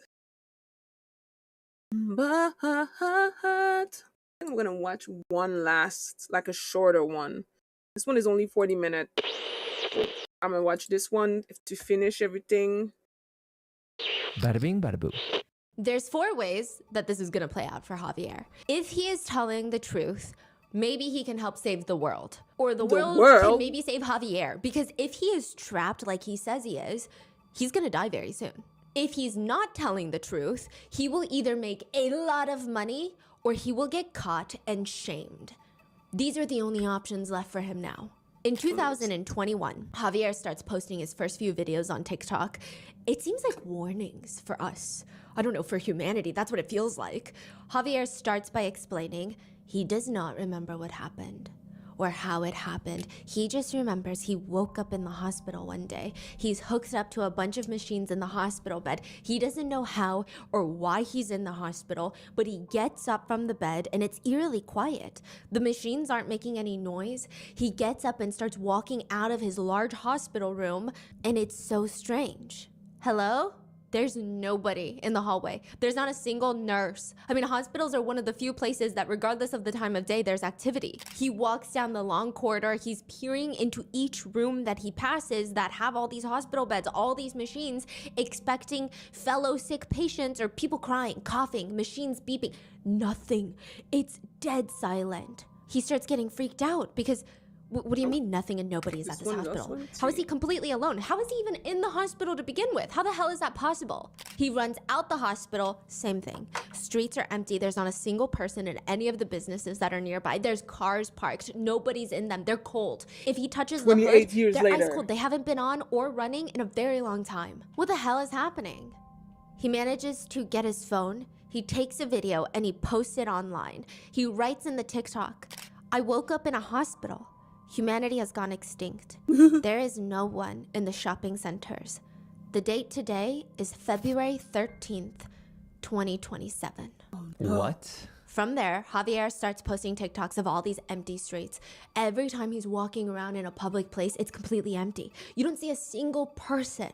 You don't even see a shadow of a person. The stores that he's walking through are completely empty. He posts empty hospitals, airports. He even goes to a police station that's completely empty, finds the keys to one of the squad cars, gets inside. I mean, of course, netizens are going crazy with these viral TikToks. They're very skeptical, honestly. Some are enjoying it for what it is, which is entertainment. Yeah. But others think that he's playing tricks, right? Yeah, AI. Maybe he filmed this during the pandemic and he's just now posting them like a year later. Or perhaps he goes to all these places super early in the morning to film before the city wakes up. So yeah, I mean, obviously nobody is there. Which leads Javier to leaving these secret packages in tourist-heavy spots. He's trying to prove because he's like, I read your comments. I'm from 2027 and nobody is here. In order to prove it to you, I will leave a package somewhere very secretive. He goes to a tourist-heavy spot, leaves a package, nobody is there. Fellow netizens will go to the same spot. It's filled with people and the package is there. Wait, I don't get it. If he's from 2027 and where's the package how now? Would we find it in 2021 or 2022? Yeah, nobody knows. That doesn't make sense. The timeline is not adding up, right? The timeline isn't making any sense, yes. Yeah. But Javier is like, for some reason, it's happening. Other things Javier has done to try and convince the internet that he's from the future is going out during the night to show that he's not just out during the early morning hours. He also has gone to highly secured locations, historic landmarks, hospitals, airport backrooms, stadiums, medical labs, usually places that a random person cannot just walk through for fun or for filming or just to take a look around. He's even walked into a Mercedes dealership, taken a key, and just driven off. I mean, evidently, Mercedes cars run so well that even after sitting there for years, they're still drivable. The videos are entertaining due to the mere fact that it is weird and strange and eerie to see just so many public places be so empty. However, there's probably an easy explanation to how Javier is filming these TikToks. It's conceivable that he was able to obtain filming permits, or maybe it's explained that he's friendly with authorities, or maybe he's part of the authorities. Maybe he's a cop and he has the ability to get clearance to go into these locations. Or who knows? Maybe he's a game developer who's capable of CGIing everyone out of scenes, and this is part of a game that he's working on. So he's testing it out and generating conversation for his future project. That could make sense. Yeah. Is he still doing it today? Yes. Really? It's been going on for years. Yes. He's making But it just can't be true, right? That Javier is from the future because nobody is from the future, right? August 10th, 2024. 6:45 in the morning, there are at least 5 Miami-based paramedics in the area. That's not even including the other authorities, the police. Just paramedics surrounding this little blonde woman. She's laying on the pavement, shirtless, and she tells them, the aliens. One of the paramedics leans down. Excuse me? They're coming. They're coming, they're coming, they're coming, they're coming. What? Right. I'm from the future. I'm a crystal ball. You can live off me. I'm from the future. Oh, crystal ball can live off me. Later, they ask her, do you know what happened? Do you remember what happened? And she responds, yeah, I died.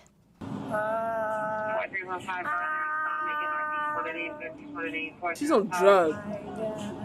The authorities are very interested in what she has to say because obviously there's no way she's from the future, right? I mean, how does one die and come back to life like that? But more importantly, just a block away from where she was claiming that the aliens are coming, there are 2 people who have been killed, and they're not coming back. I forgot to skip the music earlier, but I have to skip it because I always get copyrighted.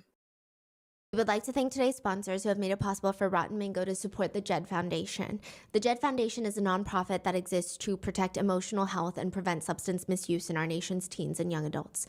This episode's partnerships have also made it possible to support Rotten Mango's growing team, and we would also like to thank you guys for your continued support as we work on our mission to be worthy advocates.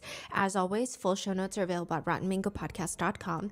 With that being said, let's get into it. I have a question for you. If you are walking on the sidewalk, it's morning, so it's bright outside. There's people everywhere. You're walking north. When suddenly all the morning joggers, all the fellow pedestrians start running in the opposite direction as you. What do? Do you keep going north where they're running from? Or do you U-turn and start running with them and nobody's really telling you what's going on? They're just running. Like they're panic, screaming, running? Yeah. Like they look like they're on a mission. Something has happened. They're running either away from something or to something. Oh yeah, I'm U-turning. You're U-turning? Yeah. That's exactly what Macy Lathers does. She's wearing blue jeans, a red hoodie. The hood is pulled over her head and she's briskly walking in one direction. There's CCTV footage of her. She's like 24, right? Now, clearly, she is not out for a morning jog. She's wearing jeans.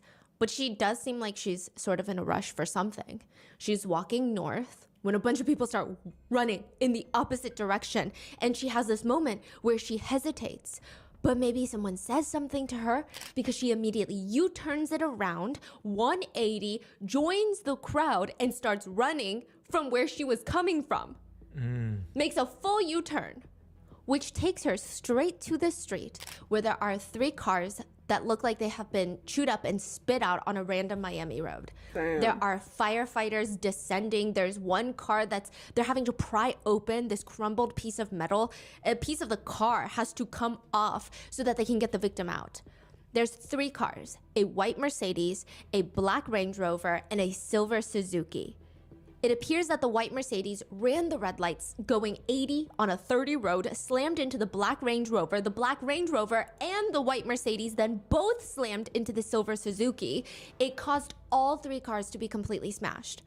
Ultimately, the driver of the black Range Rover is rushed to the hospital, injured but alive. 2 passengers in the silver Suzuki, Abraham Molina and his friend Jesus Rubio, they were in the backseat headed to work and the collision killed them. The driver of the Suzuki that was in the car with them, Abraham's wife, Juanita, was rushed to the hospital where she managed to survive, which means 2 passengers are dead. The driver of the Range Rover survived. The driver of the Suzuki survived, but she lost her husband and her friend. Update complete and want to know something? Why always load slow? Cache wasn't cleared. I need 26 gig, which this laptop ain't got. Well, I'm glad that you cleared that. I'm gonna start gaming soon. Then who was driving the white Mercedes? As the police are trying to figure that out, a block away, Macy, the one that was running with the red hoodie, She the one who was driving it? She's the one that U-turned, right? She manages to slip away from the crowd where 1 block away, she's now on the ground throwing up, just in the middle of the street. There's so much going on at 6:45 in the morning on this Miami intersection. She's now completely topless. Her red hoodie is off and it's down the road. Wait. She made a U-turn? Wait, what? Ran back from where she was coming from. There's 3 cars Got piled naked? up. And then she takes a turn and starts running down a block. But somehow her top is off. Her shirt comes off. She's completely topless in the middle of a street. Welcome back. There are 2 officers standing there guarding the scene and guarding Macy in a sense. It appears like they're trying to get her up, but it's not working very well. I mean, the whole thing is difficult. She's kind of slugging around on the pavement. There's a whole group of construction workers watching the whole thing unfold. Some of them are filming, which is alarming considering she's topless. She's topless. But nevertheless, Curves. there's this big wet patch on her pants. Evidently, she peed herself. And eventually, the officers give up on trying to get her up. They're confused on what's going on. There's a female officer on site who looks like she's thinking through if this career path is even worth it. And in the perfect timing, Macy is on the pavement screaming, "Ah!"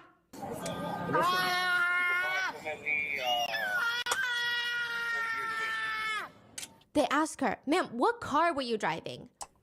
"My name is Mercedes. My name is Mercedes." My name is Mercedes. Mercedes. Calm down. Is her name Mercedes or Macy? Macy. Oh, okay. It's not Mercedes. No. But she was driving Mercedes. Yes. Okay. The male cop has to tell her, "Calm down, calm down, calm down. I'm from the future." "Awesome. Amazing. I have a crystal ball." I'm from the future. Oh, crystal ball. You can live off me. "Ma'am, what did you take?" "Tusi.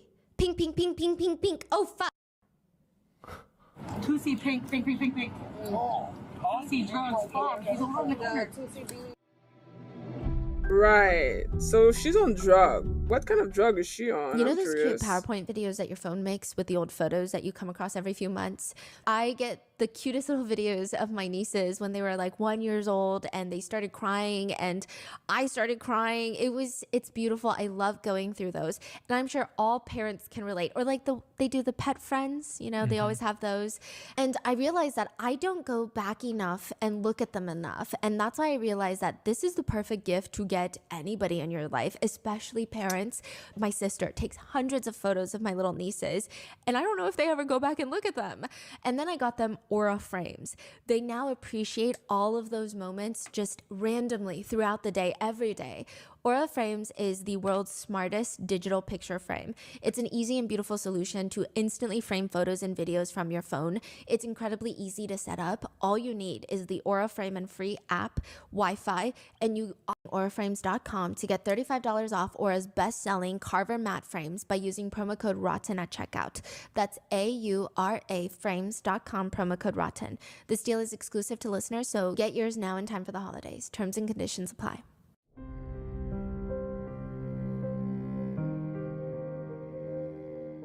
In Colombia, there is a woman, not many people know her real name. They just call her the Queen of Tusi. She is the head of this organization called La Empresa, which translates to the enterprise. They run the Tusi trafficking ring in that region, and it's a fully fledged corporation, if you will, with manufacturing, drop, and shipment safe houses that are connected by underground tunnels in that region. Each safe house is guarded 24/7 by men with giant machine guns, and typically nobody is allowed in or out unless they're part of the enterprise. Until a Vice journalist decides, "I'm gonna go in there and film a YouTube video." I miss Full body Vice. pat down. That's what it starts with. Only then is the Vice team allowed into one of the safe houses to see the supplies. And it's just these giant bags of pink powdery substance. Wait, they let the Vice team come in to film? Yes. Oh, okay. So it's not a secret filming. It's agreed upon. Yes. Okay. And there's just these pink powdery substances in bags called tusi. It looks like sugar dyed pink. It looks like something my nieces would bake with. As for what the pink powder is, that depends on who and when you buy it. And even then, each time you could get something else entirely. Mostly it'll be some sort of variation or mixture of caffeine, which technically can be used to treat medical conditions. Some patients will be prescribed it to treat pain management as well as mental health treatment, mixed with MDMA, aka ecstasy or money, mixed with meth sometimes, and potentially even fentanyl. Believe it or not. Okay, we get it. So meth, Molly, fentanyl. YouTube is really harsh on fucking, like, what is it called again? Censorship. God dang. Some drug traffickers will even add caffeine to it to bulk it up. Some say it enhances the experience because caffeine is a stimulant, but most traffickers who care about profit margins will say caffeine is legal, it's relatively cheap, it bulks up the mixture. You're adding powder and it's sold by weight, and it reduces production costs while still providing the stimulating effects. These days, the pink powder is known as pink cocaine or tusi. Yeah, it contains relatively no cocaine nowadays. Hello? Nor does it contain 2CB. What is 2CB, it's what it's named after. 2CB was actually first synthesized by Dr. Alexander Shulgin. He's an American pharmacologist who is known for creating over 150 drugs throughout his career. He's actually quite a fascinating character. He was well known for willingly testing his creations on himself. For documentation purposes, he said. In his book, he writes that 2CB was by far one of his fondest creations. I mean, his whole career, he said he was focused heavily on creating psychedelic compounds that could be used for therapeutic treatments. Therapists who have tried 2CB with their patients said, you know, it actually was pretty helpful. It just created an open space to talk to the patients where they could access their emotions that they would never normally open up about. It would be normally guarded off. It feels mild, not too harsh of a drug that shocks the patients into some sort of reaction. It doesn't leave them confused afterwards. It's actually quite gentle, at least the way that we've trialed it, that is. A lot of therapists liked what they were saying, but everything kind of falls apart when 2CB starts getting marketed as a way to increase stamina in intimate settings. People start using it recreationally so that they can see each other naked. The DEA freaks out because when used recreationally, the effects are unpredictable. If you take too much 2CB, and some people have reported when they took too much, they become irrationally violent. They don't identify as violent or angry people, but they'll take it and they just want to choke someone. They classify 2CB as a Schedule 1 controlled substance, right up there with heroin and cocaine, meaning the DEA has deemed the drug, 1, of having a high potential for abuse, and 2, having no accepted medical use in the United States. So 2CB is completely illegal. Not even just on the street level, but on the medical level as well. It seems like in the very low dosages, like I said, some patients have noted becoming passive, but the high doses, people also report having these intense hallucinations, morbid delusions, where they just start doing violent things. Sometimes that lasts up for 12 hours. Some experts believe that the visual hallucinations are stronger than what you get on LSD or even shrooms. And it has been argued that the potential medical benefits are not really there. Additionally, the potential dangers of the drug just might not be worth it either for society. 2C, even though it's named after 2CB, the chemical compound, it no longer contains really any 2CB. So It's called pink cocaine. Nowadays doesn't really contain cocaine. It was called 2C after 2CB, doesn't really contain any 2CB nowadays. That's so odd. Why they do that? It's cheaper, more affordable. Okay. Add those in with caffeine, bulk it up. Okay, so they're just using the I same haven't worn fake lashes in ages. It's the whole thing is very dangerous because every trafficker makes 2C differently, and sometimes each time that they make it, it's different. One netizen writes, "It's not a real drug. You guys, it's a Frankenstein monster, a random shit that should almost always be avoided unless you send it to a lab for testing." Another netizen said, "It's the fish soup of drugs. Do not buy the fish soup." One of the cartel members states, "Tusi is like an explosion that has arrived in the world, and it's here to stay for a long time. It's a gold mine. It's a #1 among young kids. It's for kids who don't want to sleep for 3 to 4 days." Yeah, the queen of Tusi even states, "The pink color attracts more people, you know? We know the harm it causes in the central nervous system, so I don't use it." Wow. They never But do. now, the vice journalist is standing in the queen of Tusi's safe house with armed guards telling him, "You should try it."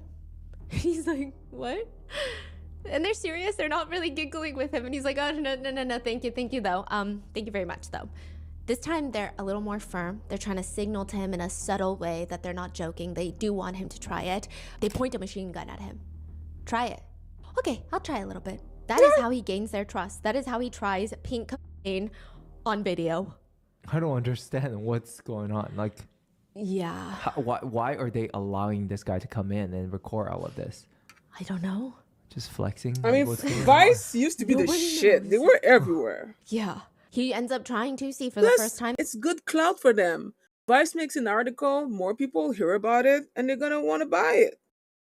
It's free publicity. That night, and only then do they invite him to see how they make the product. I'm not entirely sure what I was expecting, but I definitely wasn't expecting a cartel member to be in front of a stove with a normal pan, adding random dashes of liquid ketamine, sprinkling in ecstasy, food coloring, and then he would take his gun and mash up pills using his gun like a pestle And at one point, the vice journalist asks him, have you ever thought about buying a professional grinder? The quote unquote chef stops grinding the pills with the back of his gun, looks up at the journalist. What? No. He goes back to sauteing the now pink mixture on the stove using 2 credit cards as cooking utensils, just sauteing it. In his downtime, as he's letting it simmer, he takes hits from his pipe. It's crazy. Their operations, just this one enterprise alone, cooking on this stove, brings in $20 million a year from the pink powder.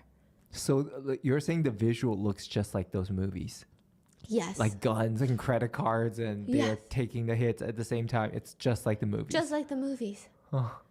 One doctor says people can die, and the worst part about it is there's really no quality control out there on the street, so you don't really know what you're getting. I mean, they're referring to this as Breaking Bad, and they're making it pink because it's easier to market and easy to sell because it looks cool and it sounds like cocaine. So you're like, I know what cocaine is. You wouldn't believe me. What you did that shit once?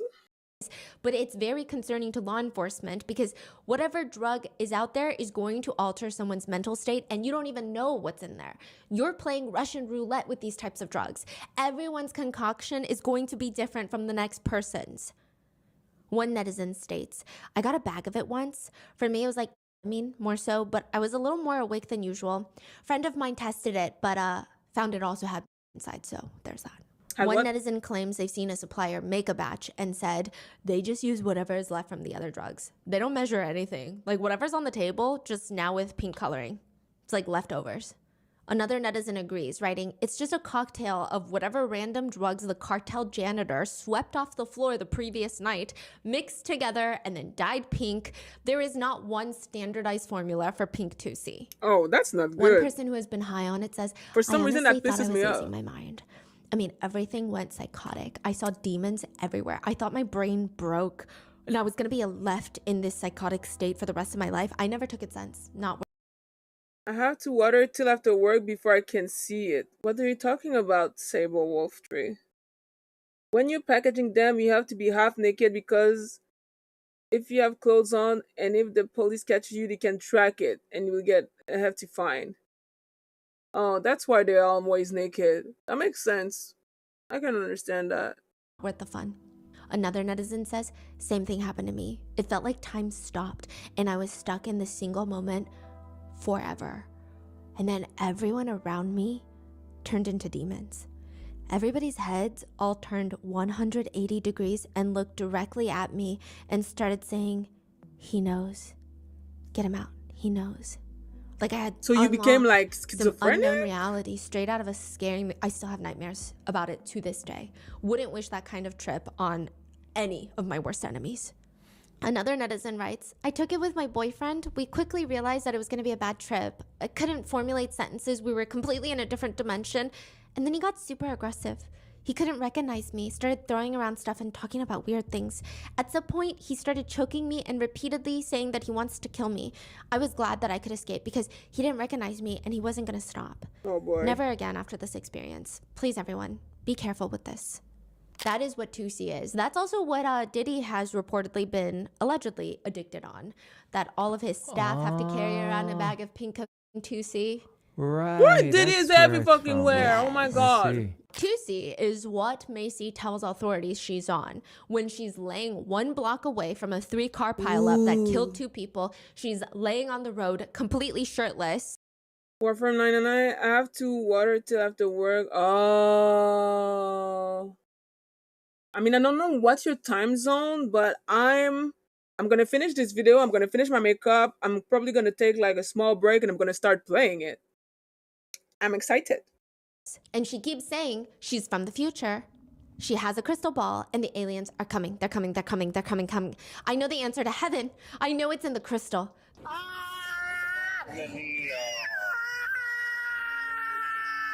The construction worker that is around tells the officer she was trying to jump into someone else's car. What car was she driving? The white Mercedes, I think, down the block. She's the one that caused the accident that just killed 2 people, and now she's topless on the ground talking about a crystal ball. Eventually, when the paramedics come, she starts,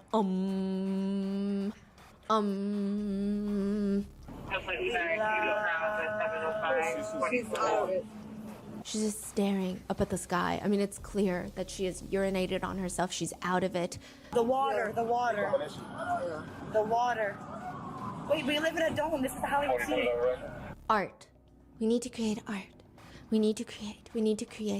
My mole. I died under the crash. The officers ask her, ma'am, what car were you driving? The white car. What kind of car was it? Mercedes. My name is Mercedes. I'm from the future. I'm a crystal ball. You can live off me. Later in the ambulance, paramedics ask her for her name. What's your name? Put me in a coffin. Gold. What's your name? Macy. Love. You love me. You guys love me. Please. The answer is numerology. Go look at numerology. What's your name? Put me in a coffin, gold. What's your name? Macy. Macy? Mercedes. Macy Lathers. Macy? What's your last name, Macy?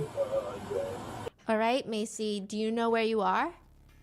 Yeah, I do. Earth. You're where? Earth. Yeah, we're all on Earth. Do you know where you are? What city? Oh, Miami. Do you know what happened? Do you remember what happened? Yeah, I died. She's laying there staring at the wall of the ambulance, I don't know, into the crystal ball, into the void, just repeating like a voice note on repeat. Pink tusi, go now, go, go, pink, pink. The answer is in the sun. Go to the sun. Go in the sun. The answer is in the sun. Look at the sun. Everyone lives at a different pace. The answer is in the crystal. Go. Okay. Go now, go.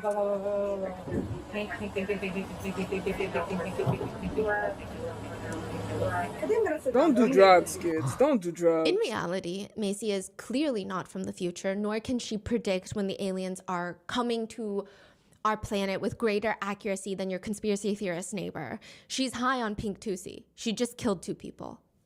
The most notable thing that she's done, at least from what I can find online prior to this incident, which makes me so angry to even say this, because how is this the most notable thing that she's done? She is a self-proclaimed Instagram model, but her most notable online appearance is on a Red Pill podcast, which don't even get me started on the brain dead things that come out of these gremlin podcast host mouths. The host of the controversial yet not so successful podcast loves to say things like, a key that opens many locks is a master key. A lock that opens with many keys is a shitty lock. Men and women are not the same. We are not equal whatsoever. Wait. What a key that opens every lock is a master key. And then what about the lock? But a lock that opens that can be opened by many keys is a shitty lock. Yeah. Okay, that sentence. The lock is the vagina, sense, the key is the referring penis. to? Private parts are keys and locks. He's basically saying, I see. If a woman has slept with many people, right, she is a shitty person. Versus, but a man who has slept with many a woman is a master key. Yeah. Wow. I don't see how is that related at all, but okay. Yeah. He's saying all of this in the episode that Macy is a guest on. He says, a man with a lot of bodies is successful. A woman with a lot of bodies is a failure. A woman's value is intimately tied to how many sexual partners you've had when it comes to finding a man. I am a failure. No, what I was saying was like, I don't know how key and man and woman are related at all. Is what I'm saying. I guess the only relation that he found was. I mean, a lot of body for them is like more than 3. Which is like the most ridiculous, lobotomized comparison of like, okay, inanimate object. Yeah. What are you talking about? He also says man can't be hoes because we're the homemakers. Women don't really have this concept of violence and how the world really works in general. Most girls don't know, and that's why most girls are not fit to be leaders. Okay. Men are better decision makers. Men are better problem solvers.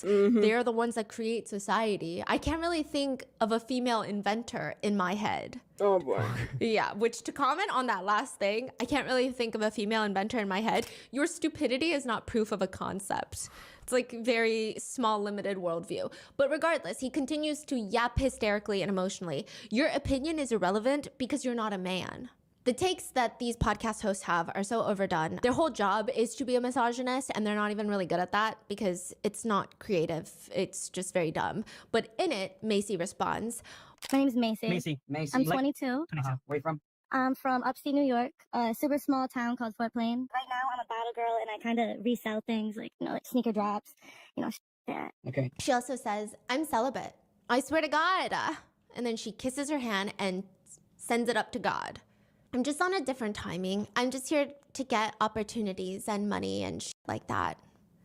Okay, After girl. sitting through the entire hour, I think it was an hour and a half of the two smooth-brained co-hosts like giggle-gaggling, sharing their quote-unquote independent thoughts that are just spoon-fed basic red pill rhetoric you can find in one Google search or on Reddit, Macy says this about them. It's cool what you guys are doing. You guys definitely do have a strong mindset. You kind of, make it hard for us to have our own opinions. Wait, she said you make it hard for us to have own opinions, Yeah. and good for you. She does make it clear that she does not agree with their viewpoints, but the same thing that can be applied for the Red Pill podcast host and Macy is, there's a quote, okay? It goes, remember when you are dead, you do not know that you are dead. It is only painful for others around you. The same applies for when you are stupid. These are the podcast hosts. This is Macy. They're all on the same side. The judge presiding over this case, well, one of the judges in this case, is the Honorable Mindy Glazer. She's actually quite famous. Oh. She went viral a few years ago because when she's sitting up on the podium one day, she doesn't look particularly thrilled for the day ahead. For hours, she's going to sit there, talk to a dozen different Is she the one who defendants, talked to the black guy and she's she honestly just trying to recognized get a them? few pieces of key information from the defendants. Are they hiring private attorneys? Do they need the court to appoint one? Have they served in the U.S. military or the reserves? Very standard process, routine work. Defendant comes up to the stand in their orange jumpsuit. They get sworn in. that's her. Judge Glazer Is it? asks them a few questions. On to the next. It's like a factory line of people. Next up, judge reads through his paperwork. Arthur Booth, charges include burglary, grand theft, fleeing, resisting arrest. Hi, Mr. Booth, how are you? I'm okay, ma'am. You actually have 3 arrest affidavits: reckless driving, damage to property, leaving the scene of a crash with serious injury. He looks confused. With no serious injury. I'm sorry, no serious injury. The bond on count 1 is $7,500. And she's about to read off the rest of the bonds, but she looks down at the paperwork, looks up at the defendant, Arthur No. Booth, and starts writing things down. Okay, Mr. Booth, I have a question for you. Yes, ma'am? Did you go to Nautilus for middle school? Oh my God, I was just looking at this case. F15-13303. Okay, Mr. Booth, I have a question for you. Yes, ma'am. Did you go to Nautilus for middle school? Oh my goodness. Oh my goodness. I'm sorry to see you there. I always wondered what happened to you, sir. Oh my goodness. This is the nicest kid in middle school. He was the best kid in middle school. I used to play football with him, with all the kids, and look what has happened. I'm so sorry. Oh my goodness. It's kind of crazy He that keeps she ended up a sobbing. judge, Oh my and goodness. this is what He used ended to be up. a promising student, but So sad. he fell into drugs, gambling addiction, which really set his life off course. Good luck to you, sir. I hope you're able to come out of this okay and just lead a lawful life. One netizen comments, he wasn't crying because she recognized him. He was crying because right at that moment, he realized what he had become. Another comment reads, I think the realization that at some point, more or less, they were equal in some regard, going to the same school. I mean, obviously, we don't know their personal environments, Yeah. but then they took opposite paths. I'm sure with different circumstances, he could have been the judge. And that must hit you really hard. That's Yeah. what Judge Mindy Glazer has gone viral for. Yeah, My I husband remember has that. been Oh, okay, editors. so adamant on teaching our nieces about investing, and I really had to explain to him, sir, these kids are 3 years old, but he always tells me he wishes someone taught him more about finance and investing, and he had thought about it more when he was younger, because according to him, time in the market beats timing the market. And that is why we love Acorns. Today's episode is sponsored by Acorns. I've partnered with them before, and although my nieces cannot get Acorns yet, and they might not understand the concept of investing right now, it's practically the same process as growing a tree. Imagine this little seed as pocket money that you have on you right now. All the coins in your piggy bank or all the bills in your wallet. These If you lashes plant are gonna that kill me seed, today, I just tend know to it. it on a consistent basis, and then just let it grow, years down the line, that seed may grow into a big oak tree. Acorns makes it easy to start automatically saving and investing for you, your kids, and your retirement, even during the holidays. Look, the holidays can be tough. It feels impossible to be both generous and smart with your money. So many of us get caught between wanting to make the season special and staying on track with our long-term financial goals. But the holidays can also be a time to invest in yourself or a loved one.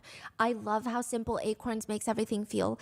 In my opinion, it's the best way to get yourself or a younger loved one to dip their toes into the world of investing. I like how you're nice now which is because incredibly intimidating, I understand. my boobs But are Acorns out. makes it easy. When my You don't boobs need to be an aren't out, expert. Acorns come will here recommend talking a shit. diversified portfolio just that saying. matches you. You don't need a ton of see time. You can your create your behavior. Acorns account and start automatically investing your money in just 5 minutes. I couldn't find You a don't t-shirt need to be today, rich. but I might find Acorns one lets you now. get started with the spare money you've got right now. That could be $5 a day or even just your spare change. And that's right, Acorns can round every purchase you make up to the dollar and automatically invest your spare change for you.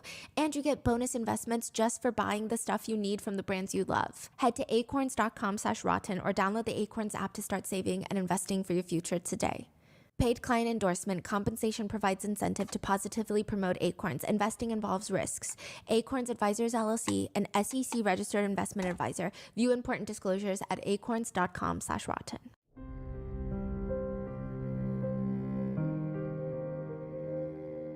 One of my favorite things is shopping for other people. But shopping for myself is an internal struggle.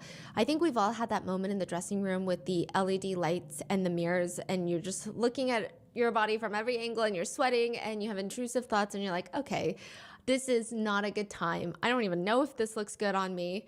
And that doesn't have to be the experience anymore. That's where Stitch Fix comes in. Stitch Fix's revolutionary online personal styling service simplifies the entire traditional shopping experience. Frustrations like sizing issues, limited stock, and unflattering dressing room lighting are eliminated. Plus, you work closely with your Stitch Fix stylist. I just shared my size, style, and budget preferences, and a personalized collection was delivered straight to my front door. I can try on the clothes in the comfort of my home, which I love. I can give my family members a fashion show, see how the colors look and feel in real life, because sometimes a sweater looks great and then it turns out itchy. This is perfect. And then I just send back the pieces that don't work. The ones that do work find their permanent homes in my closet. And the absolute best part is there is no subscription required. You can order one box, one time without future obligations. For example, you can give the gift of Stitch Fix to your mother or loved ones for the holidays. I'm just saying, one-of-a-kind, personalized stylist experience with carefully selected pieces, complete with outfit recommendations and styling tips. Avoid the frustrations of traditional shopping, long lines, crowded dressing rooms, and give the gift of personal styling for everyone. Get started today at stitchfix.com/rotten. That's stitchfix.com/rotten.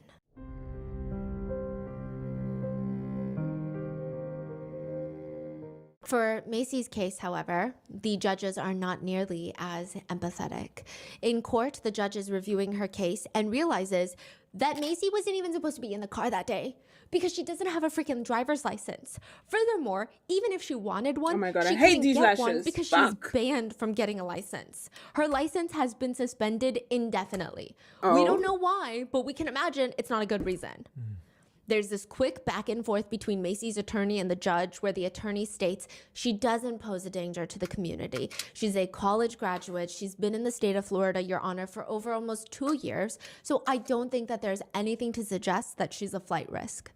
To which the judge responds, she is an absolute danger to the community based on the killing and driving when she shouldn't have been in a car, and she's clearly impaired based on her statement. If it wasn't for the citizens or witnesses nearby who stopped her, she would have completely fled. So it seems like she was running away in her red hoodie, sees the crowd of people running towards the scene, and it doesn't sound like anyone says anything to her, right? I don't know the CCTV footage of the street level camera after the car accident where she's running away from the scene. It doesn't seem like someone says anything. It seems like she joins them because she knows she sticks out like a sore thumb running in the opposite direction. So she U-turns, runs with them, goes back to the scene of the crash, but manages to take a turn and starts running away. She takes off her top, maybe in her who knows what state she's in. Maybe in that state she thought, okay, that red hoodie is so red, people are gonna remember it, so I gotta take it off. I don't know if that's what happened. That's just a presumption. Takes it off, tries to get into somebody else's car. The construction workers stop her. Then the police come and they're like, what are you doing? That's how she gets caught. But if none of these people had done anything, she would have just fled. I think it's a female on the ground. They're holding her because she wanted to flee the scene. Right. She could have ran away, but instead she's like super. She's thinking. She's under the fucking influence, high. so she's doing a lot of weird stuff. It's like she's doing a lot of weird stuff, but clearly the motive is to flee. Right. I think even her joining the crowd is a pretty conscious decision. Right. I think if you're really out of it, you would just lay there on the scene and be like, oh my God, I'm dead. Yeah. So it's a lot of weird. She's high. Yes, She's just high. from my unprofessional knowledge of watching the body cam footage, she does seem high on drugs, right? But it's very fascinating that she still makes heavy conscious decisions to flee, to get away with the crime. Yeah. Multiple times. Even the aspect of thinking, if I'm running this way and all these people are running that way, I should probably join them. That is very... that's meticulously planned. I don't know. I feel like that's very subconscious The chain too. reaction crash that she caused killed Abraham and his friend Jesus while they were both on their way to work. Her counts are 2 counts of DUI manslaughter, aggravating factor of failure to render aid, 1 count of DUI causing bodily injury to another, 1 count reckless driving causing serious injury, 3 counts of driving without a driver's license resulting in injury or death, 2 counts vehicular homicide caused by failure to stop, 1 count of leaving the scene of an accident involving death. It seems like the defense is going to try and argue that Macy was not in her faculties during the time of the crime because she was on pink. It appears that that will be quite a difficult thing to defend because regardless of the drug, she should not have been behind the wheel. She should have not taken the drug. She should have not fled the scene. The defense might even try to argue that technically she was not fleeing or leaving the scene of the accident. They might also try to claim that she was involuntarily intoxicated, that she was drugged. But she did herself admit that she took cocaine. Oh, Pink boy. tusi, if you will. So I'm not sure how that's going to play out. It would also heavily impact her case considering she was driving home from a party. She's not supposed to drive. She drives to a party, does drugs, drives back home. Those are a lot of decision makings that's happening. Wait, that happened 6:40 a.m. You say 6:45 a.m. She was driving home at 6:45 a.m. And since then, Juanita has been unable to work since the incident. She is the driver of the Suzuki. Her husband and his friend passed. And I'm sure the idea of even driving to work will become this never-ending battle against PTSD. She says Abraham's 16-year-old son has been left without the love and care of his father, who was his entire world. Aww. I am now unable to work due to my injuries, and the boy's life has been turned upside down. Abraham's mother, who lives in Nicaragua, suffers from Parkinson's disease and is now not only grieving, but also left without the financial support from her son. Juanita said that she went to court to see Macy during the bond hearing, and quote, "It felt horrible seeing her. She didn't look remorseful. She's a danger to society." Damn. Those are the thoughts and things that are going on in Juanita's life. But as for Macy, if you find her Instagram, which is still active, her bio reads that she is, quote, "one of one Gemini, lit in real life, money emoji on my brain emoji." One netizen comment reads, "She will now be modeling only in orange jumpsuits." I mean, yeah, A lot girl. of netizens are also calling her out for her self-proclaimed status as a model. They comment, "Anyone with a cell phone camera now equals model." Another reads, "What does she model? A shitty personality?" Unfortunately for Macy, her most 2 viral pictures that she is known for as a model now are 1, her mugshot, and 2, another of her posing in front of her dented Mercedes before the accident. The caption reads, #24 birthday cake emoji, aging like fine wine. Well, Wow.